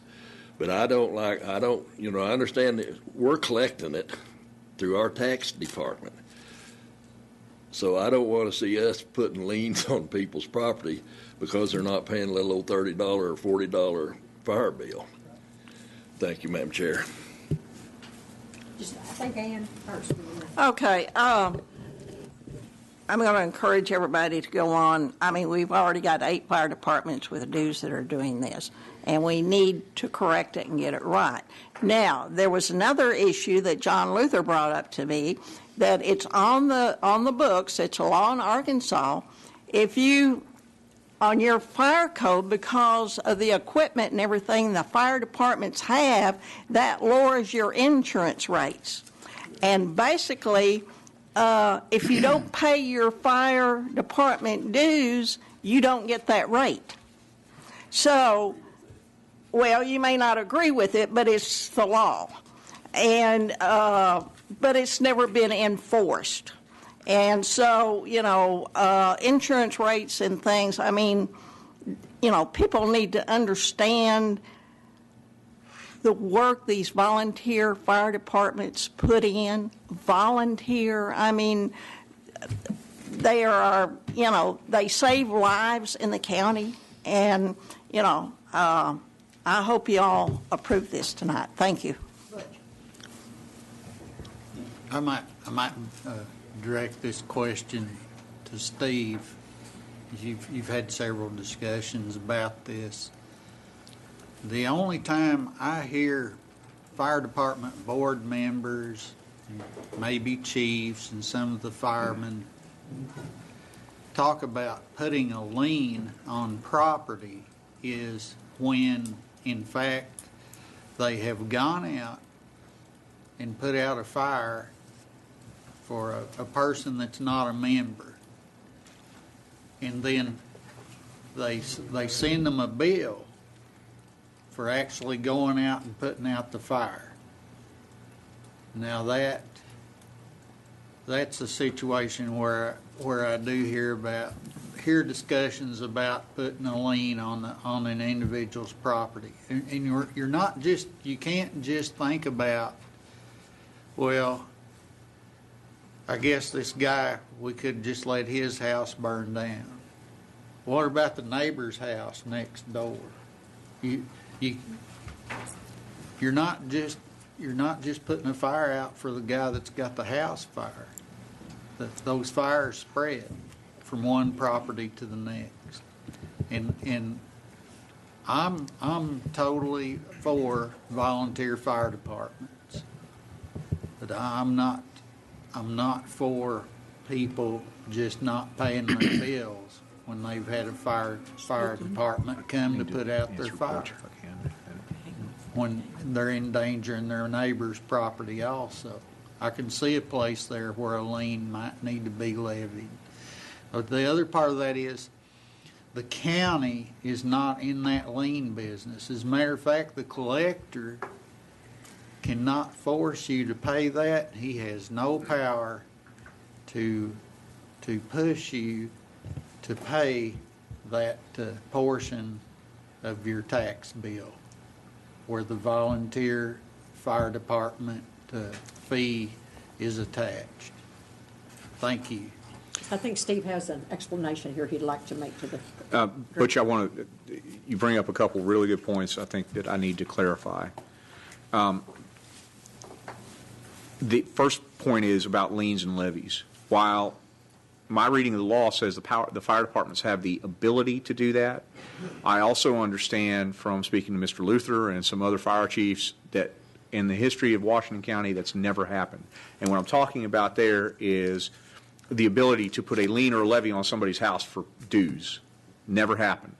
While they may have the legal authority to do that, they don't do it. Part of that, I suspect, is a desire not to anger the community, frankly, and part of it has to do with the second part of your comments, which is actually equally true, and that is that Collector Ruff can't force you to pay this in the sense that he would enforce it by sending me an unpaid tax bill and saying, will you please go, or turning it into the state as an unpaid tax bill and having them forfeit the land.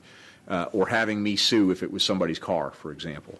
What they do, that would fall to the individual fire department to do that. And frankly, because they just don't have the time to chase that kind of bookkeeping. At least that's what I've been led to believe, anecdotally.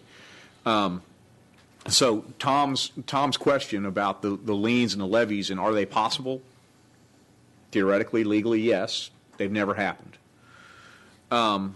The second part of that, Ann's point about the ISO rating is if you're in that district and you're not paying your dues, you're not supposed to get that cut on your the discount on your home insurance, which sort of comes back to Tom's incentive thing. But those are both statements of the law. They're not, and I want you to understand, again, I'm not telling you all one way or the other about your conscience on this particular ordinance.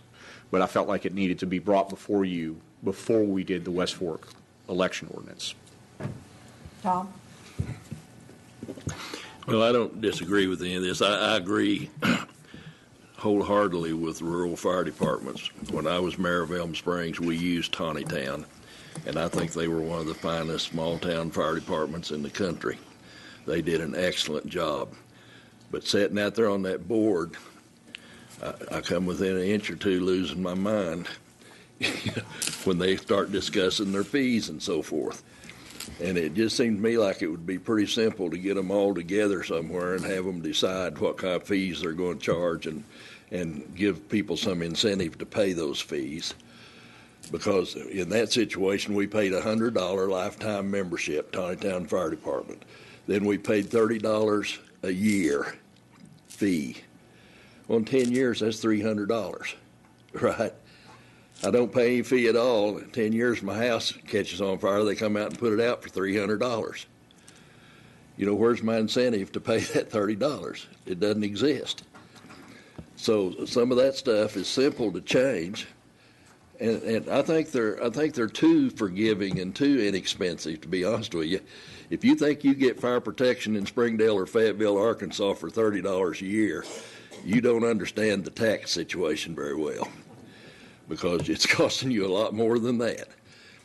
And these guys could go up on their rates, make life a lot more bearable for every one of them than they have, and give people some incentive to join their organization and pay their dues. Maybe go from $30 to $80 or something. That's still cheap, but it helps finance the departments. Thank you, Madam Chair. I was wondering if we could have public comment on this. We've got some people from rural fire departments, and I would like to hear from them, and for them, how important, the collection of these dues are. Would someone from the Weddington Fire Department like to speak? Judge. A couple of things. One, to your point, Steve, been several constituents I have that have been marked as delinquent on their taxes when they paid their taxes but didn't pay their fire dues. And I think the dues in that district are around $50 a month. And I agree with Tom that I think we shortcut the system a little bit. We don't incentivize good behavior. We incentivize bad behavior, so that might be a better long-term solution. But just for the record, I know I've had Karen forward to everybody an email with the documentation that came up, but for those that weren't privy to that or haven't researched that, let me just be clear with you. The concern that come up had nothing to do with fire departments or fire protection. As I've mentioned before, I personally have been the benefactor of the rural fire department in my area coming out and saving my property. So that's never been the concern. The primary concerns that come up through some discussion were twofold, and I think especially poignant in light of the video we saw tonight, et cetera. The two concerns are, one, are we as a county going to knowingly do something that the AG has rendered in a couple of several opinions that they sent to us, and then several more that we found on our own, I think Steve found as well. Are we going to do something that we know is outside the bounds of what the AG is recommending? And number two, in light of what we've seen tonight, are we going to put our county at risk for something financially when we have both the 663 money now to deal with, we now have the bridge to deal with, and we have a couple of other things on our plate, especially in light of the fact that currently there is legislation, because this is recognized as an issue across the state. So Representative Hammer at a state level has brought some legislation before the state capitol trying to get rural fire departments, regardless of their designation, whether it be nonprofit or fire protection areas, to make this available, this resource available to them at the county level. So we have a solution coming, and hopefully, as you mentioned, Steve, in a fast, speedy way through the last couple of weeks of the legislature, we have a solution that would resolve this if we're just patient and let that happen. And if we do that, then we take the county out of any risk and we remove any of this discussion that really is just talking about probably just a few months before we have a state relevant solution that would take us out of this trying to figure out a way to find a solution to kind of a difficult problem, especially in light of the fact that we have several of them already in this place. So I think that hopefully that clarifies what the concerns are and what they are. It has nothing to do with should we have good fire protection, should they be well funded, should they pay their dues, should they pay a sufficient fee, as you say, Tom, if they're not paying their dues when the fire department comes out and puts out their fire. I think the answer to all that's very obvious, that we want to fund the safety of our citizens extremely well. We want to make sure that they're ready for whatever situation arises, but we want to do it in a way that's judicious and not putting our county finances or as legislators that make ordinances, not putting us on the wrong side of following one. Thank you. Now, Butch, you had your hand up. I think Steve has got the one where he has some comments. Judge, I can answer after Butch. Go ahead. Well, and Steve might in some way correct me if I'm wrong, but I'll just use myself for an example. This is never going to happen. But if I come down here to the collector's office sometime and I decide, well, I want to pay my taxes, but I'm telling you, I'm not going to pay those fire dues that are on there. That's volunteer. If they mark me down delinquent for not paying the fire due, but I paid all the rest of my taxes, they made a mistake at the collector's office. You know, unless something's changed that I don't know anything about. That's something we don't want anybody that's listening to mistakenly believe that they could be marked delinquent for simply not paying that part of that. Then somebody did make a mistake, as far as I know. And the rest of it is, I'm going to be very careful not to be. Each one of these fire these little fire departments here, they have their own board and they decide how much their annual fee is going to be, and they decide what situation might come up where they would put a lien on somebody's property. And I want to be very careful not to overstep my bounds and try to tell any one of those boards what they ought to be doing and what they ought not to be doing, because that's more local than there's several of those fire departments in my district. Each one of those has their own local representation. And I'm not saying any of that to be argumentative with anything anybody else has said. I just don't want anybody in the public drawing their own conclusion about our discussion. Thank you. Steve, did you have a comment? A couple, Okay. if I could, in response to a couple things Joel said. I read the proposed bill from Representative Hammer. I haven't tracked it in a couple days. Frankly, I don't think it'll solve the problem which we're talking about here tonight, and I'll tell you why. The ultimate issue is Article 12, Section 5 of the Arkansas Constitution, which will take a vote of the people of Arkansas to change. Can't be fixed legislatively, in my opinion, which is one of the reasons I drafted this particular ordinance, to say essentially that what y'all would be then doing is establishing these not only as nonprofits, but also as rural fire departments in accordance with 142108. And why I believe that eventually we need to organize them as fire protection districts. Now, I'm not convinced that that's going to solve the problem either, but I'm real convinced that what Representative Hammer has in the legislature isn't going to solve the problem that y'all are looking at tonight, just because it's the constitutional provision we're talking about. Second thing, with respect to the county's liability, the liability, if someone did choose to bring a lawsuit on this, the money, and I hate to say this, it's not our money. It's in the bank accounts of these rural fire departments. So it's not going to come out of our, if somebody sues and wins, it's not going to come out of our general fund.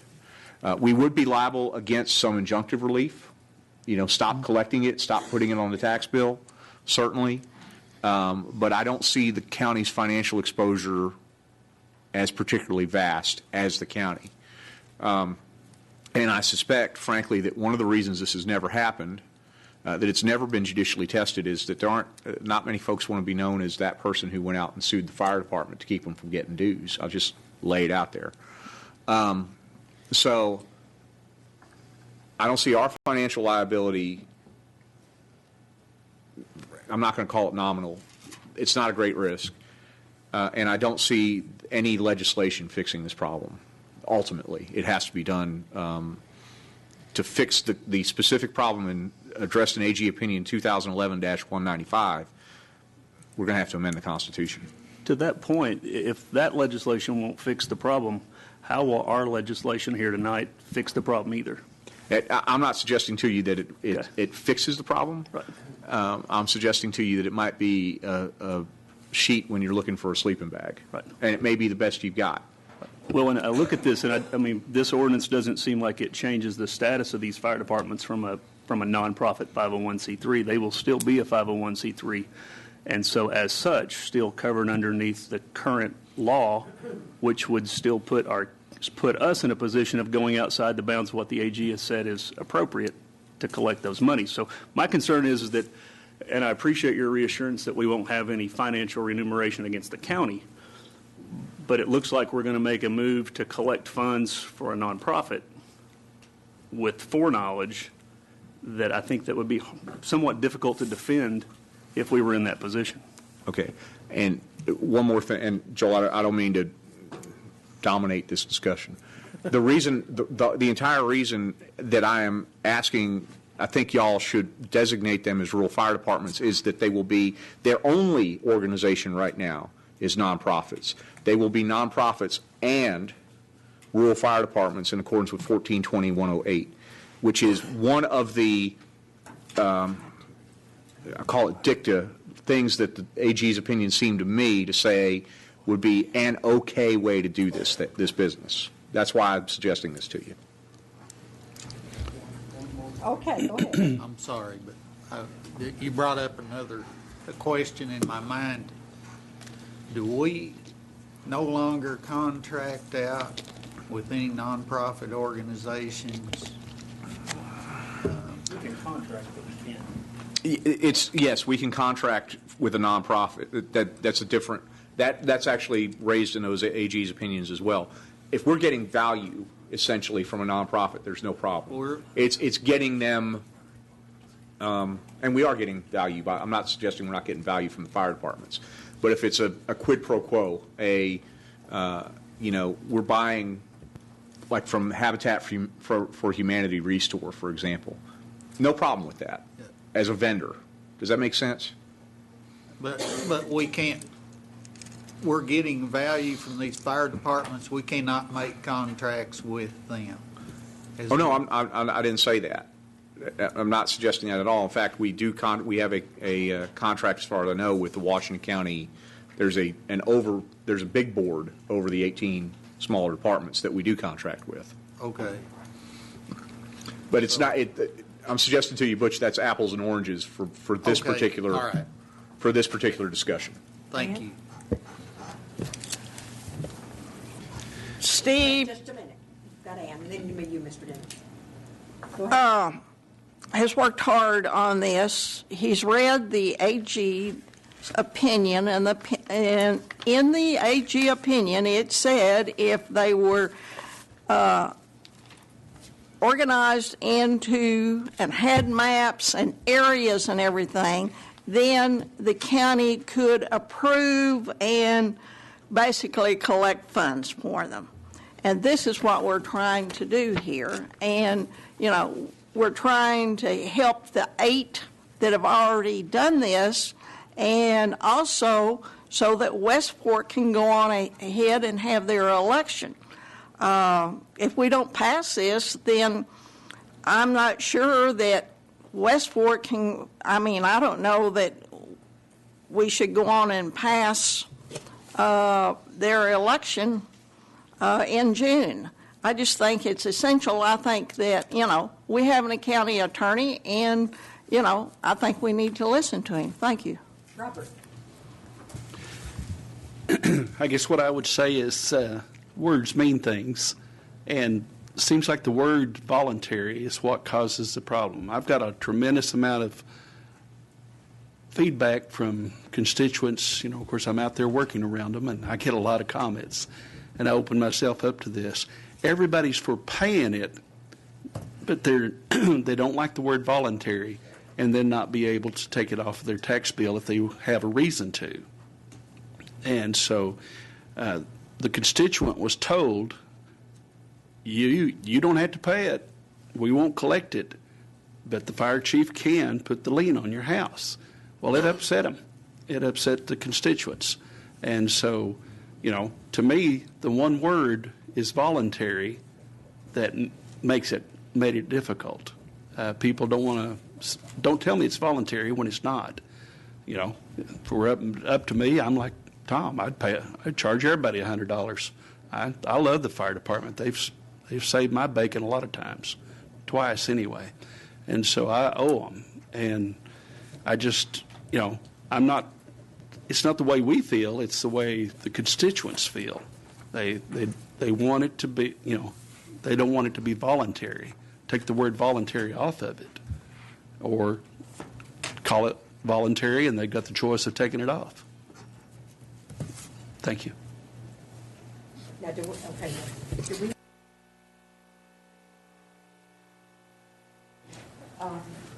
had discussion. Do I have any public comments? Judge, if I may, just one other thing. In keeping with what Ann mentioned, listening to our county attorney, this is an email that, Steve, you sent to me and Ann. and I think John as well, the part that's pertinent here says, Ann and Joel, the Quorum Court has the ability to designate the geographic area outside the cities and towns that a volunteer fire department serves, and you mentioned the code. This is not the best solution in light of the AG's opinions that Joel has furnished to me, but it may be all we can do at this point. So my concern is that if you even have questions about whether this is a good thing to do, are we moving into something that we're knowingly putting ourselves at risk on? Thank you. Thank you. Okay, public comments. Identify yourself for the record.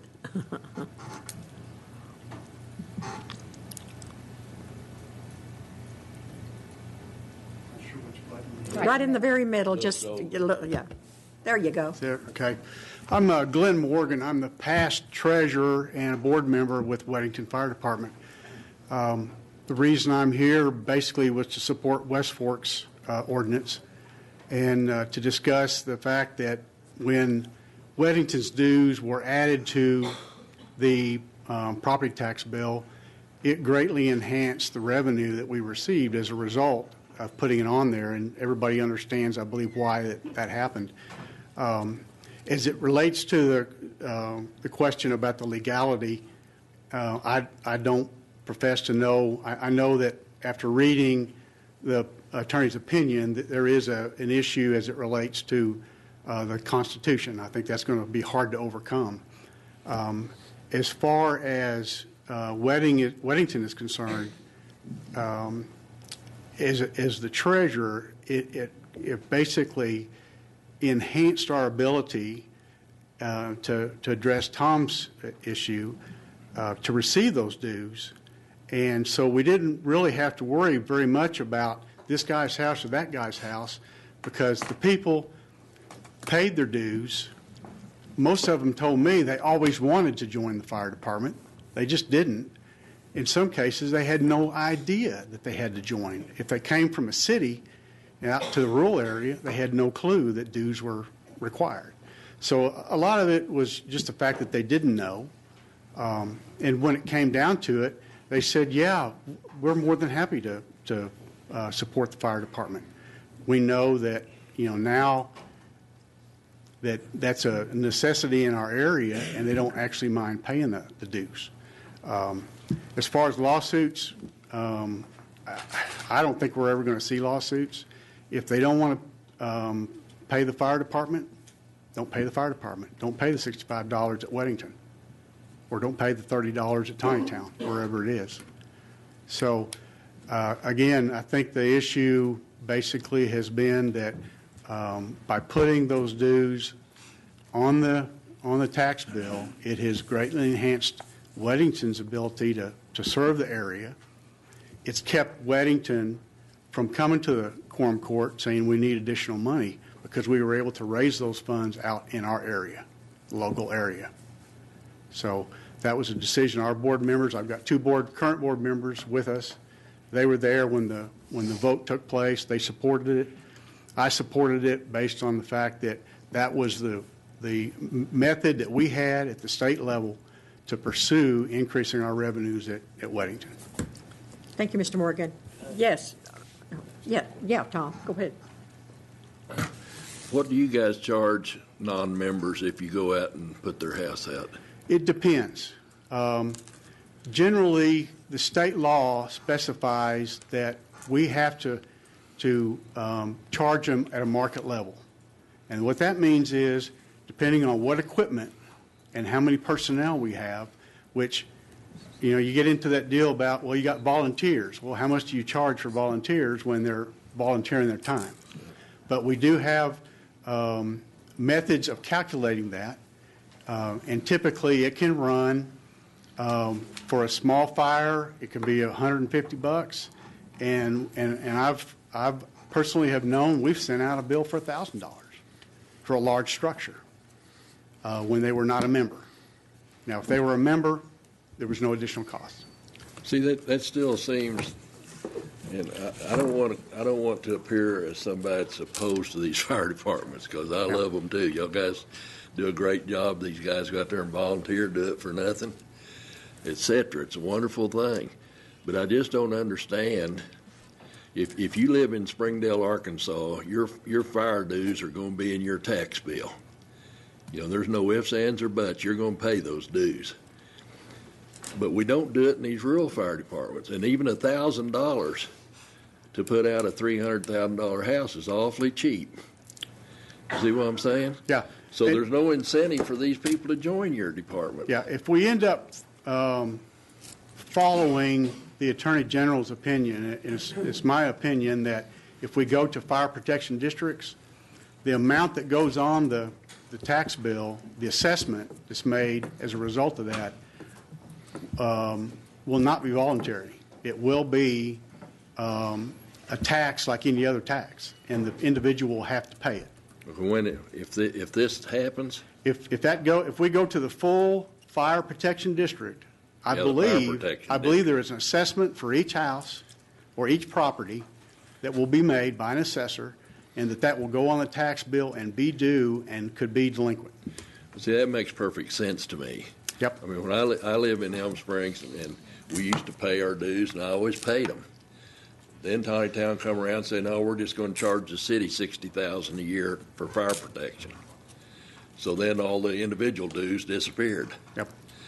But I'm like Mr. Dennis, when you say voluntary, that means I don't have to pay you if I don't want to. You know, even though you're going to come out, maybe even save my kids or grandkids, whatever, those guys will put those air tanks on and go in a fire just like the big city boys will, and save animals and children and so forth. That's got to be worth something to these citizens. Yeah. And they should pay for it. I think the reason why the fire departments did not push the voluntary side of it was that I believe previous Attorney General opinions said that as long as that was a dues and not a tax, that they were okay with it, if I'm not mistaken. Viewing a due as a voluntary. It was a voluntary due instead of being an assessment or a tax. I think the prior Attorney Generals kind of said, well, we're going to look the other way because this is a dues and not actually a tax to the citizen. Well, but the bigger cities, they don't have any problem taxing. They don't. I don't know why they prohibit you guys from taxing. Well, I think it's basically because it's you're city. Nonprofit. Yeah, we're nonprofit. Yeah, I don't want to take any more time, Madam Chair. Robert, Thank you. You're next. Go ahead. Go ahead. So in Weddington, what does it say when it comes out? Does it say voluntary or does it say tax? I believe it says Weddington fire dues. I don't think it says the word voluntary is what's created the problem. I don't think it says voluntary. I think it says Weddington fire dues. So does anybody know about Lincoln?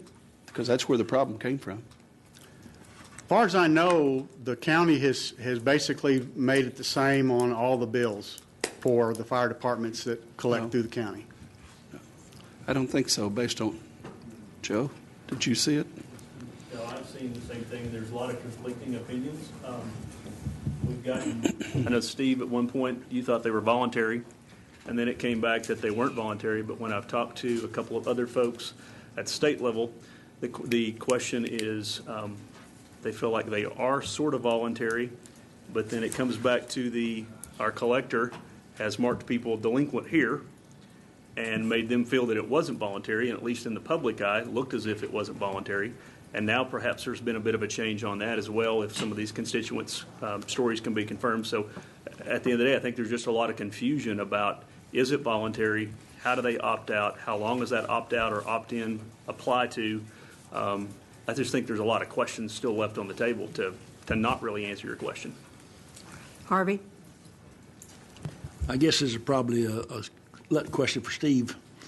Can we not pass an amendment to this that it be clear that the county cannot issue this other than a voluntary, and that the bill would not represent it as due but as voluntary, and not allow them to place a lien on a property if not paid? Well, the short answer, Harvey, unfortunately, is no, for a couple of reasons. One is, I think you're now talking about 9.1 and not 9.0, and we've sort of combined these discussions quite a bit. But I want to answer your question. To do that would throw this back on first reading because you are voting on a ballot title that has been read 3 times and it's substantive. Okay, so the second point is with respect to the question of liens and levies and such.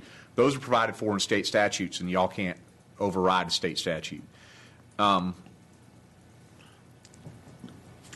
from a standpoint of we go ahead and pass this tonight, then we turn around next month and initiate an amendment to this that precludes anybody filing a lien against properties where there's been unpaid.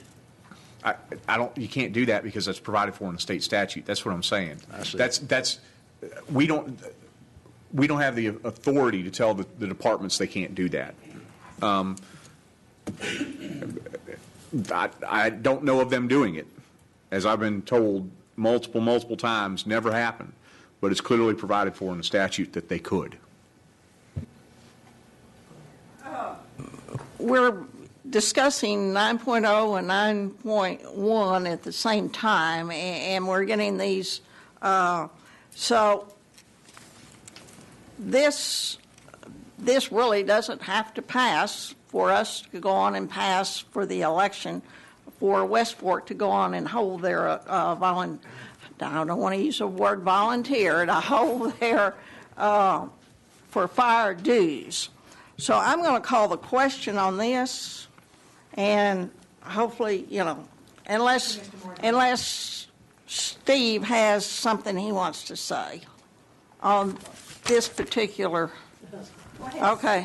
That's Steve Harrison. Some of you know me in another department, but tonight I'm wearing the hat as the president of the West Fork Rural Fire Association. And since you're discussing my association, I'd like to just put in that obviously we don't want the county doing anything that's not legal. I mean, that's not what we're asking. What we do understand and what we're asking for this vote for is the dues are just that, they're dues. And for whatever reason, the departments that have done this already have seen an increase in their membership dues, which obviously helps the fire department with all the citizens that are in their jurisdiction to help pay for fuel and the trucks and the equipment and safety equipment for the firemen and a lot of different things where, and I can't tell you the reason unless it's, that it is, they do pay more attention to when their taxes come in than they do when we send them a bill from the fire department or a dues from the fire department.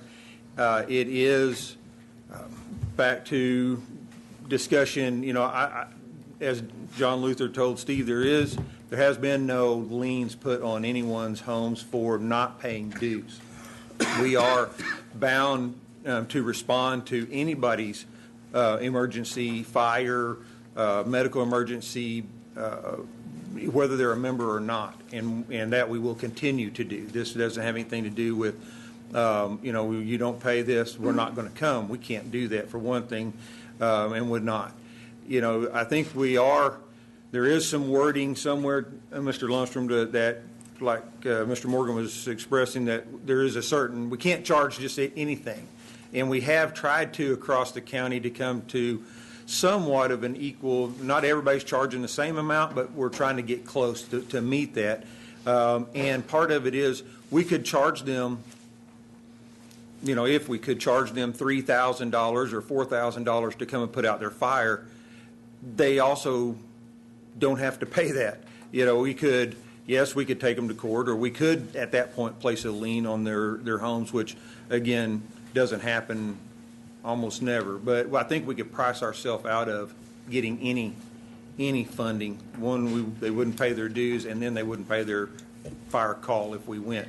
We still can't not go. So, I don't know if that helps at all.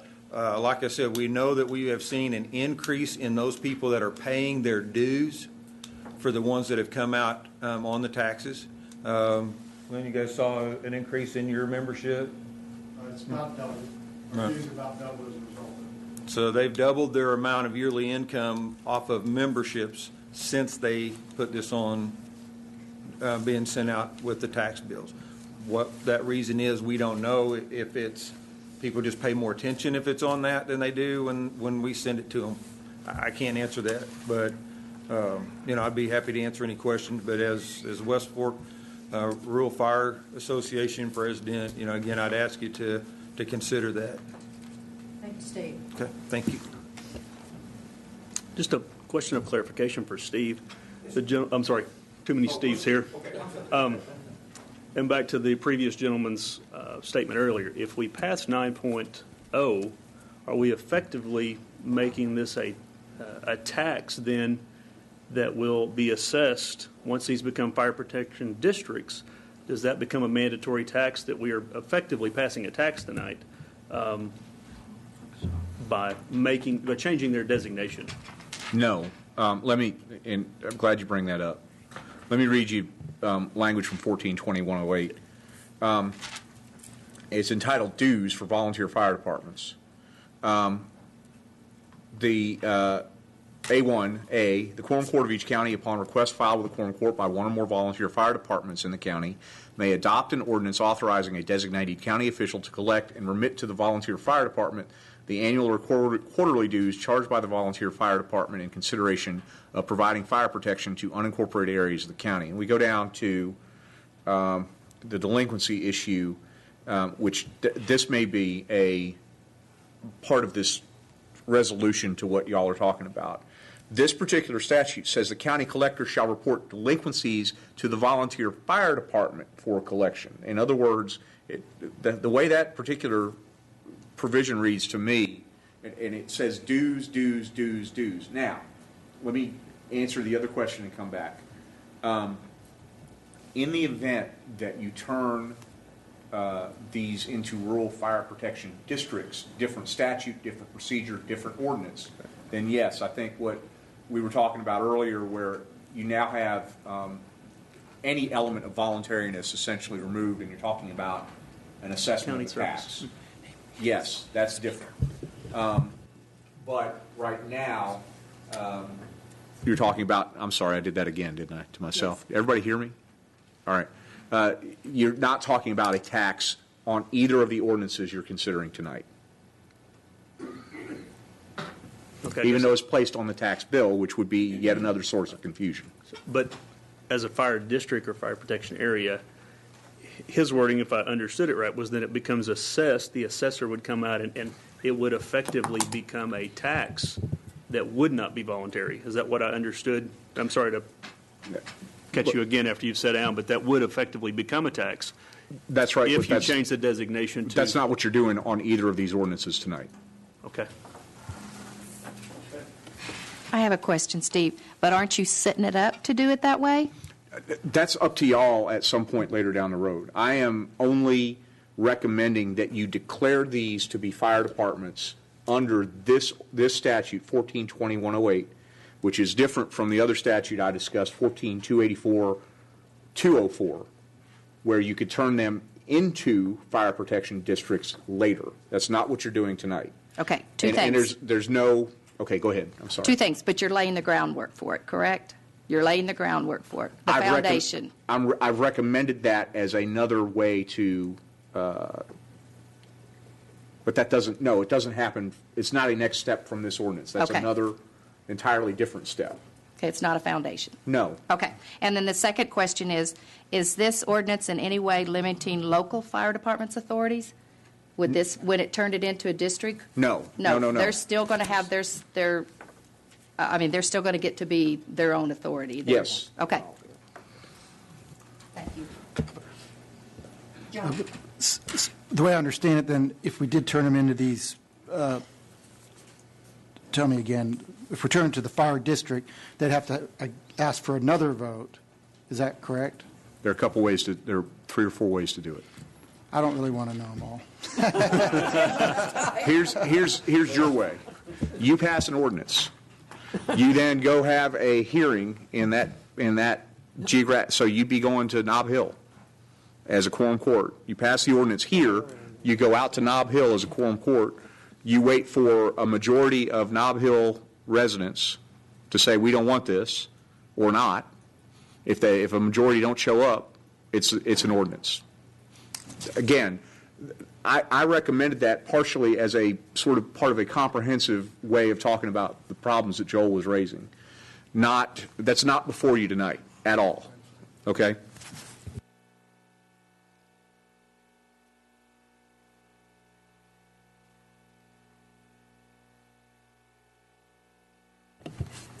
I think we're ready to do a roll call. Carly? 9.0. Well, I guess I'm still trying to figure out here exactly what we're voting on. We're voting to pass 9.0. Yes. Would you define it for us again, Steve? Give me a clear understanding here of what we're doing and how that's going to affect the vote that's coming up in West Fork. We're just voting to allow them to. They're two different ordinances. Okay. And you right. haven't considered the second one yet, although you've pretty much So discussed it. We're voting to go ahead and designate them as rural fire departments. Yes. Or yeah, okay. All right, That's good it. enough. That's good enough. Thank you. But because it has an emergency clause on it, it will take 10 to pass. Okay. Would you call the roll, Carly, please? Robert Dennis, Yes. Lisa Ecke, John Furman, Ann Harbison, Yes. Sharon Lloyd, Yes. Tom Lundstrom, Yes. Eva Madison, Sue Madison, Joel Maxwell, No. Joe Patterson, Butch Pond, Yes. Bill Ussery, Daniel Balls, Yes. Harvey Bowman, No. Rick Cochran, Yes. It's 10. 9.0 has passed. Ready for number 9.1. Yes, Tom, go ahead. I just want to make a comment. I wanted awful badly to vote the same as Joel and Harvey. But we've got 8 departments already out here doing this thing. Yeah. It don't seem right to give them permission to do it and not give West Fork permission to do it to start with. I don't like it, and if something doesn't get straightened out and work better where we're in compliance with AG opinion and so forth, somewhere down the road, I'm going to look like I'm against rural fire departments because I'm going to vote against something. So I'd really appreciate you guys all getting together and see what we can work out to make this thing work. But I voted on 9-0, and I'm going to vote yes on the next one, just to support our rural fire departments, because I know it is bringing in more revenue for you guys, and I like that because you need it. But I don't like the way it's all arranged yet either. So thank you very much, Madam Chair. Tom. Yes, Harvey. You know, this has made it very clear to me that I think that as a quorum court, we have an opportunity to sponsor a deal where we ask all these fire departments to come together at a special meeting to discuss these issues and try to bring some consistency and apply the laws that Steve has so well presented to us and Joel has researched so well, to try to bring some consistency in this thing and not have some people being able to do things and others not. I think if we can share information and be the sponsor of a group to talk about this thing and bring some consistency to it, we can improve the whole situation. Thank you, Harvey. Go ahead. You got Joe. Okay, Joe, I'm sorry. Well, I'm coming as a guy that lives close to Nob Hill and whose house burned in 2008.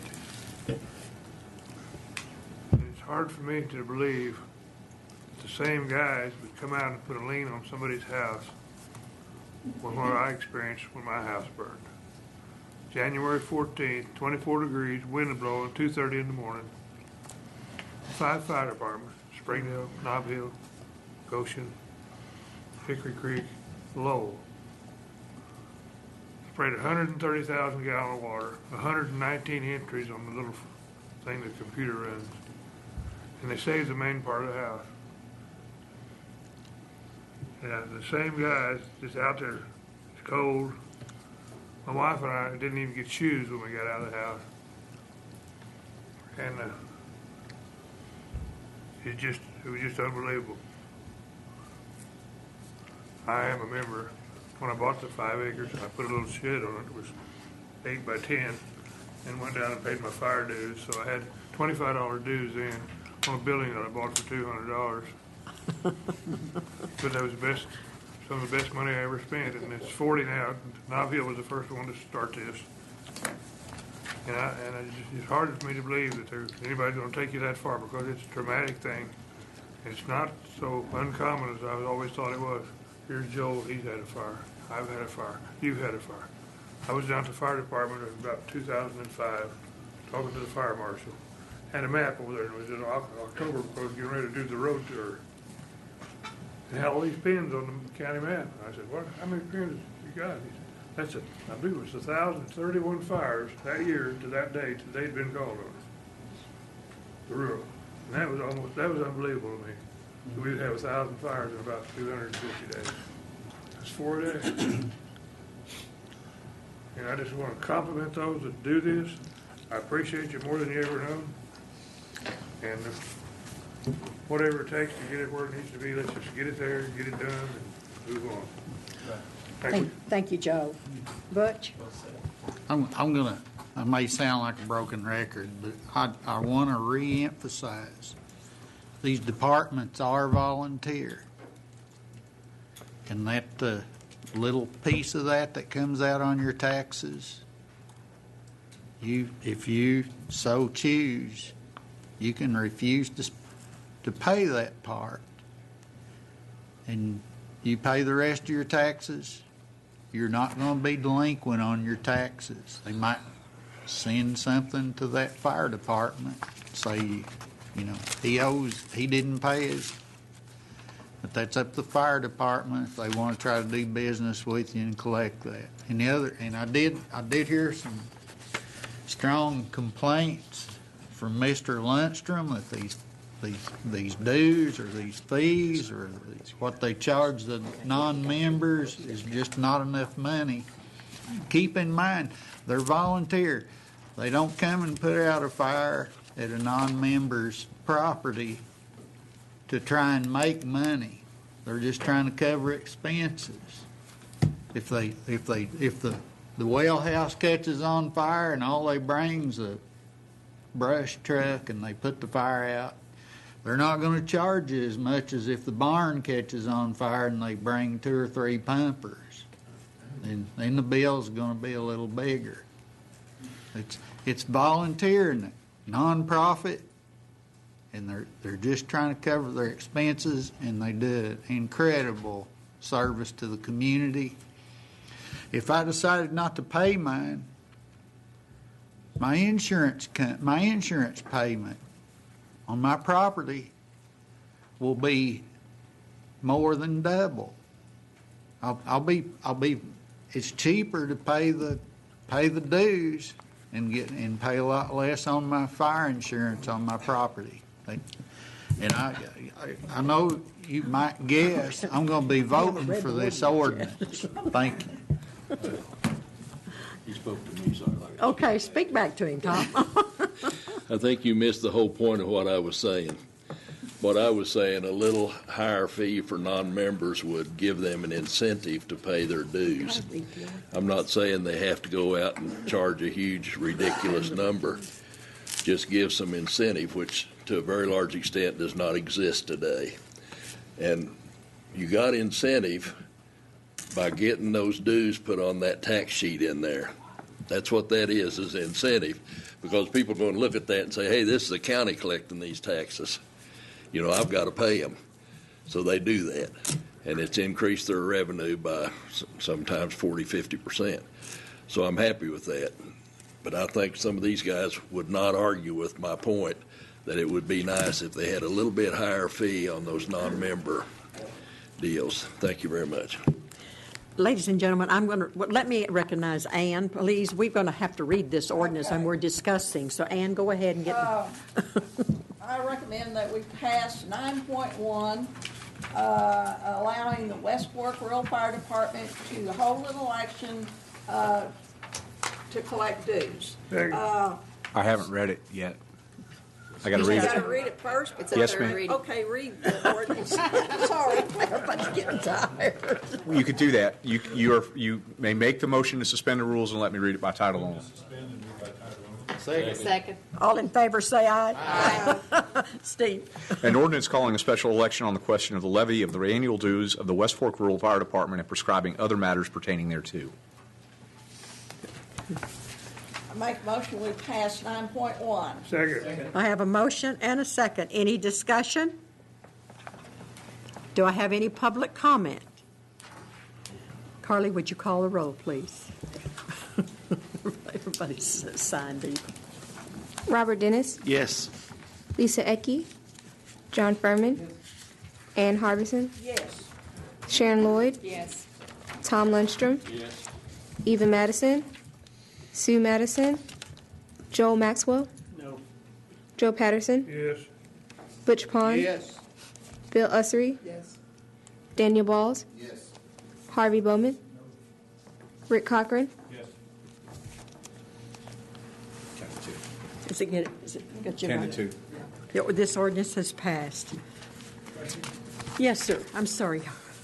I would like to ask some of the people from the fire departments a question here about, would it be helpful to them if we put together a meeting and invited them to all come together to try to put together some consistent guidelines for the fire department? Harvey, I had actually discussed that with John. I don't know if Steve was in on that, John Luther, but talking about it with the West Fork, the Washington County Board, after tonight's ordinance. Now, we didn't talk about putting bringing a quorum court on that necessarily, but I don't see any reason why they couldn't do that.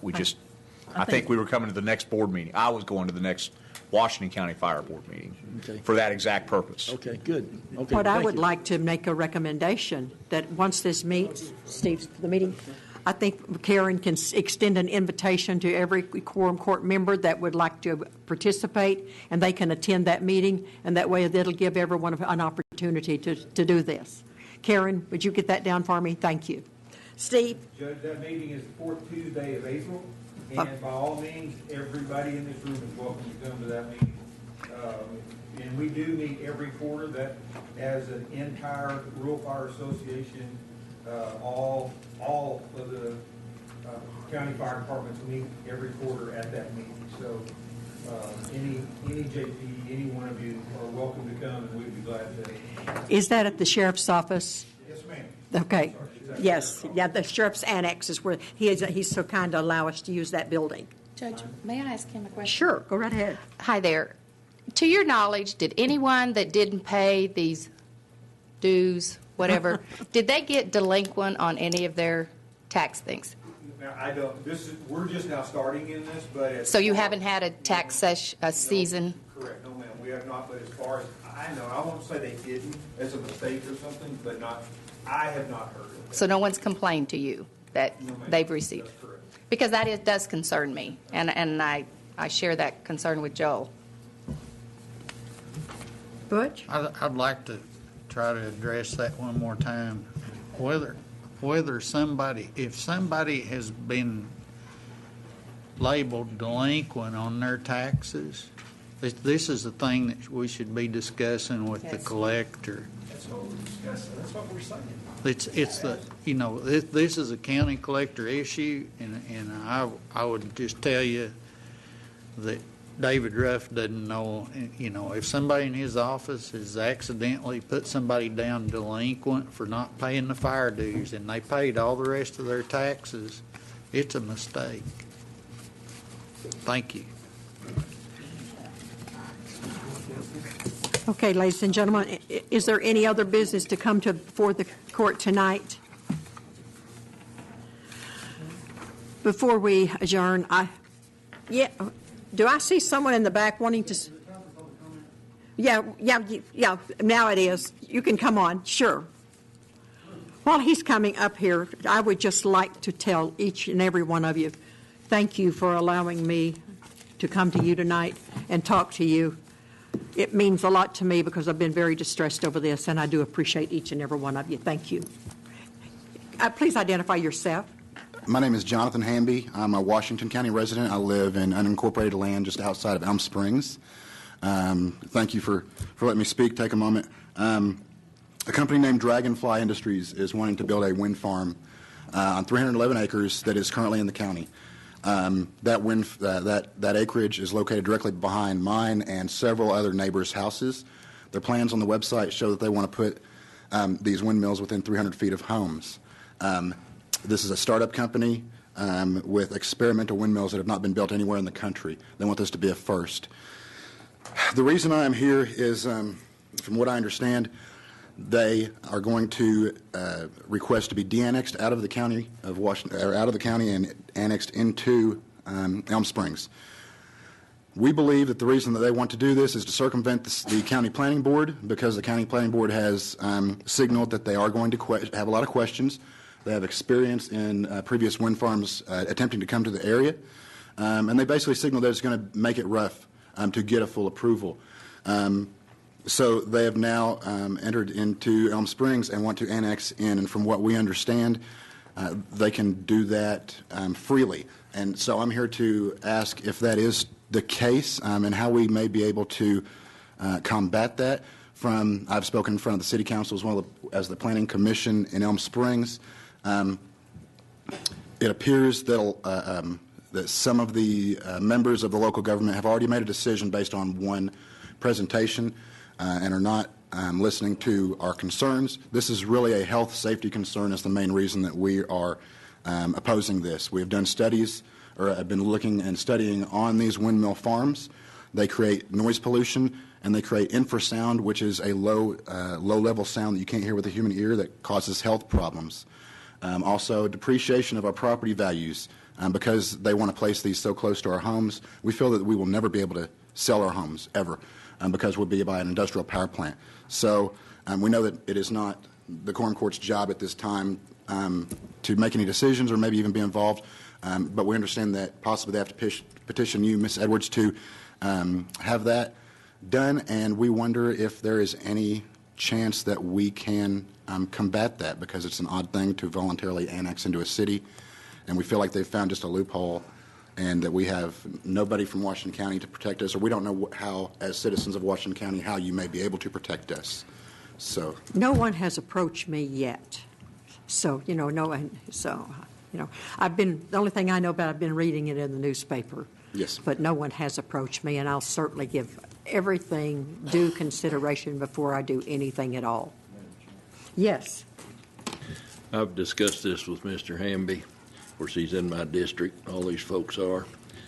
And he has been told that if this 300 acres wants to voluntarily de-annex with the county and annex into the city, that you would have the authority to stop that. I wanted to ask Mr. Zaga if he knows that is the case. I've also recommended Mr. Zaga that he may need to talk to the Northwest Arkansas Regional Planning Commission, who deals a lot with these issues. So, I guess a couple things. It's fairly rare that you have, and it's actually common. It happens several times a year that we get requests from rural parts of the county to be annexed into cities for whatever reason. And yes, the judge has a part to that. The county court, and Judge Edwards is the judge of the county court, has to decide to do that. Like anything coming out of county court, she's not the last word. If she were to say no to that annexation, or yes to it, whoever the aggrieved party would have a right to appeal it. Having said that, I don't know that I can speak to anything in terms of legally on a petition I haven't seen, or give the judge advice on something that's not before her yet. So it'd be it's a little cart before the horse tonight for me to talk to that issue specifically. I can just tell you the procedure is, yes, it comes at some point before the judge. It would also go to Elm Springs. And it's basically a two-part process. The accepting city has to say we want it, and the losing county has to say it's okay with us for it to go away. But we appreciate you coming and at least making us aware of this. I had visited a few moments before we started with Tom, and he had told me that you were going to visit with us, and I do appreciate you. Thank you very much. Any other comments? Yes, ma'am. Please identify yourself. Good evening. Thank you for letting me speak. My name is Lisa Lovell, and I will speak just, is it not on already? The red light. There Sorry, you are. now I got it. My name is Lisa Lovell, and thank you. I also wanted to just speak very quickly about the concerns about the windmill farm. We have the same concerns. My home is actually in the Tawnytown city limits, which we were annexed into not voluntarily. They took us, even though we didn't want to be. We were happy in the county, and we wanted to stay in the county, but that's beside the point. My biggest concern is I have a whole list of questions, and we plan to ask this company these questions. I won't make you listen to those questions, but I will send those questions to you, and I'd like for the entire Quorum Court to seriously look at all of those questions. I think this company is trying to come in and they're trying to experiment on us. It's not a windmill. These are 100-foot towers that are being put in with 2 jet engine turbines on top of each of them. None of these exist anywhere in the country. None of them exist anywhere in the world. They're coming in and they're trying to put 41 of these on 40 acres as phase 1. We don't know what the rest of the phases are. And so we're asking if you have any power to stop this now and let's get the questions answered and not let them experiment on us and our property. Thank you. If you'll send your questions, get them sent to us here, we will make sure that the copies are sent to all of the JPs. I will. Thank you. Thank you very much.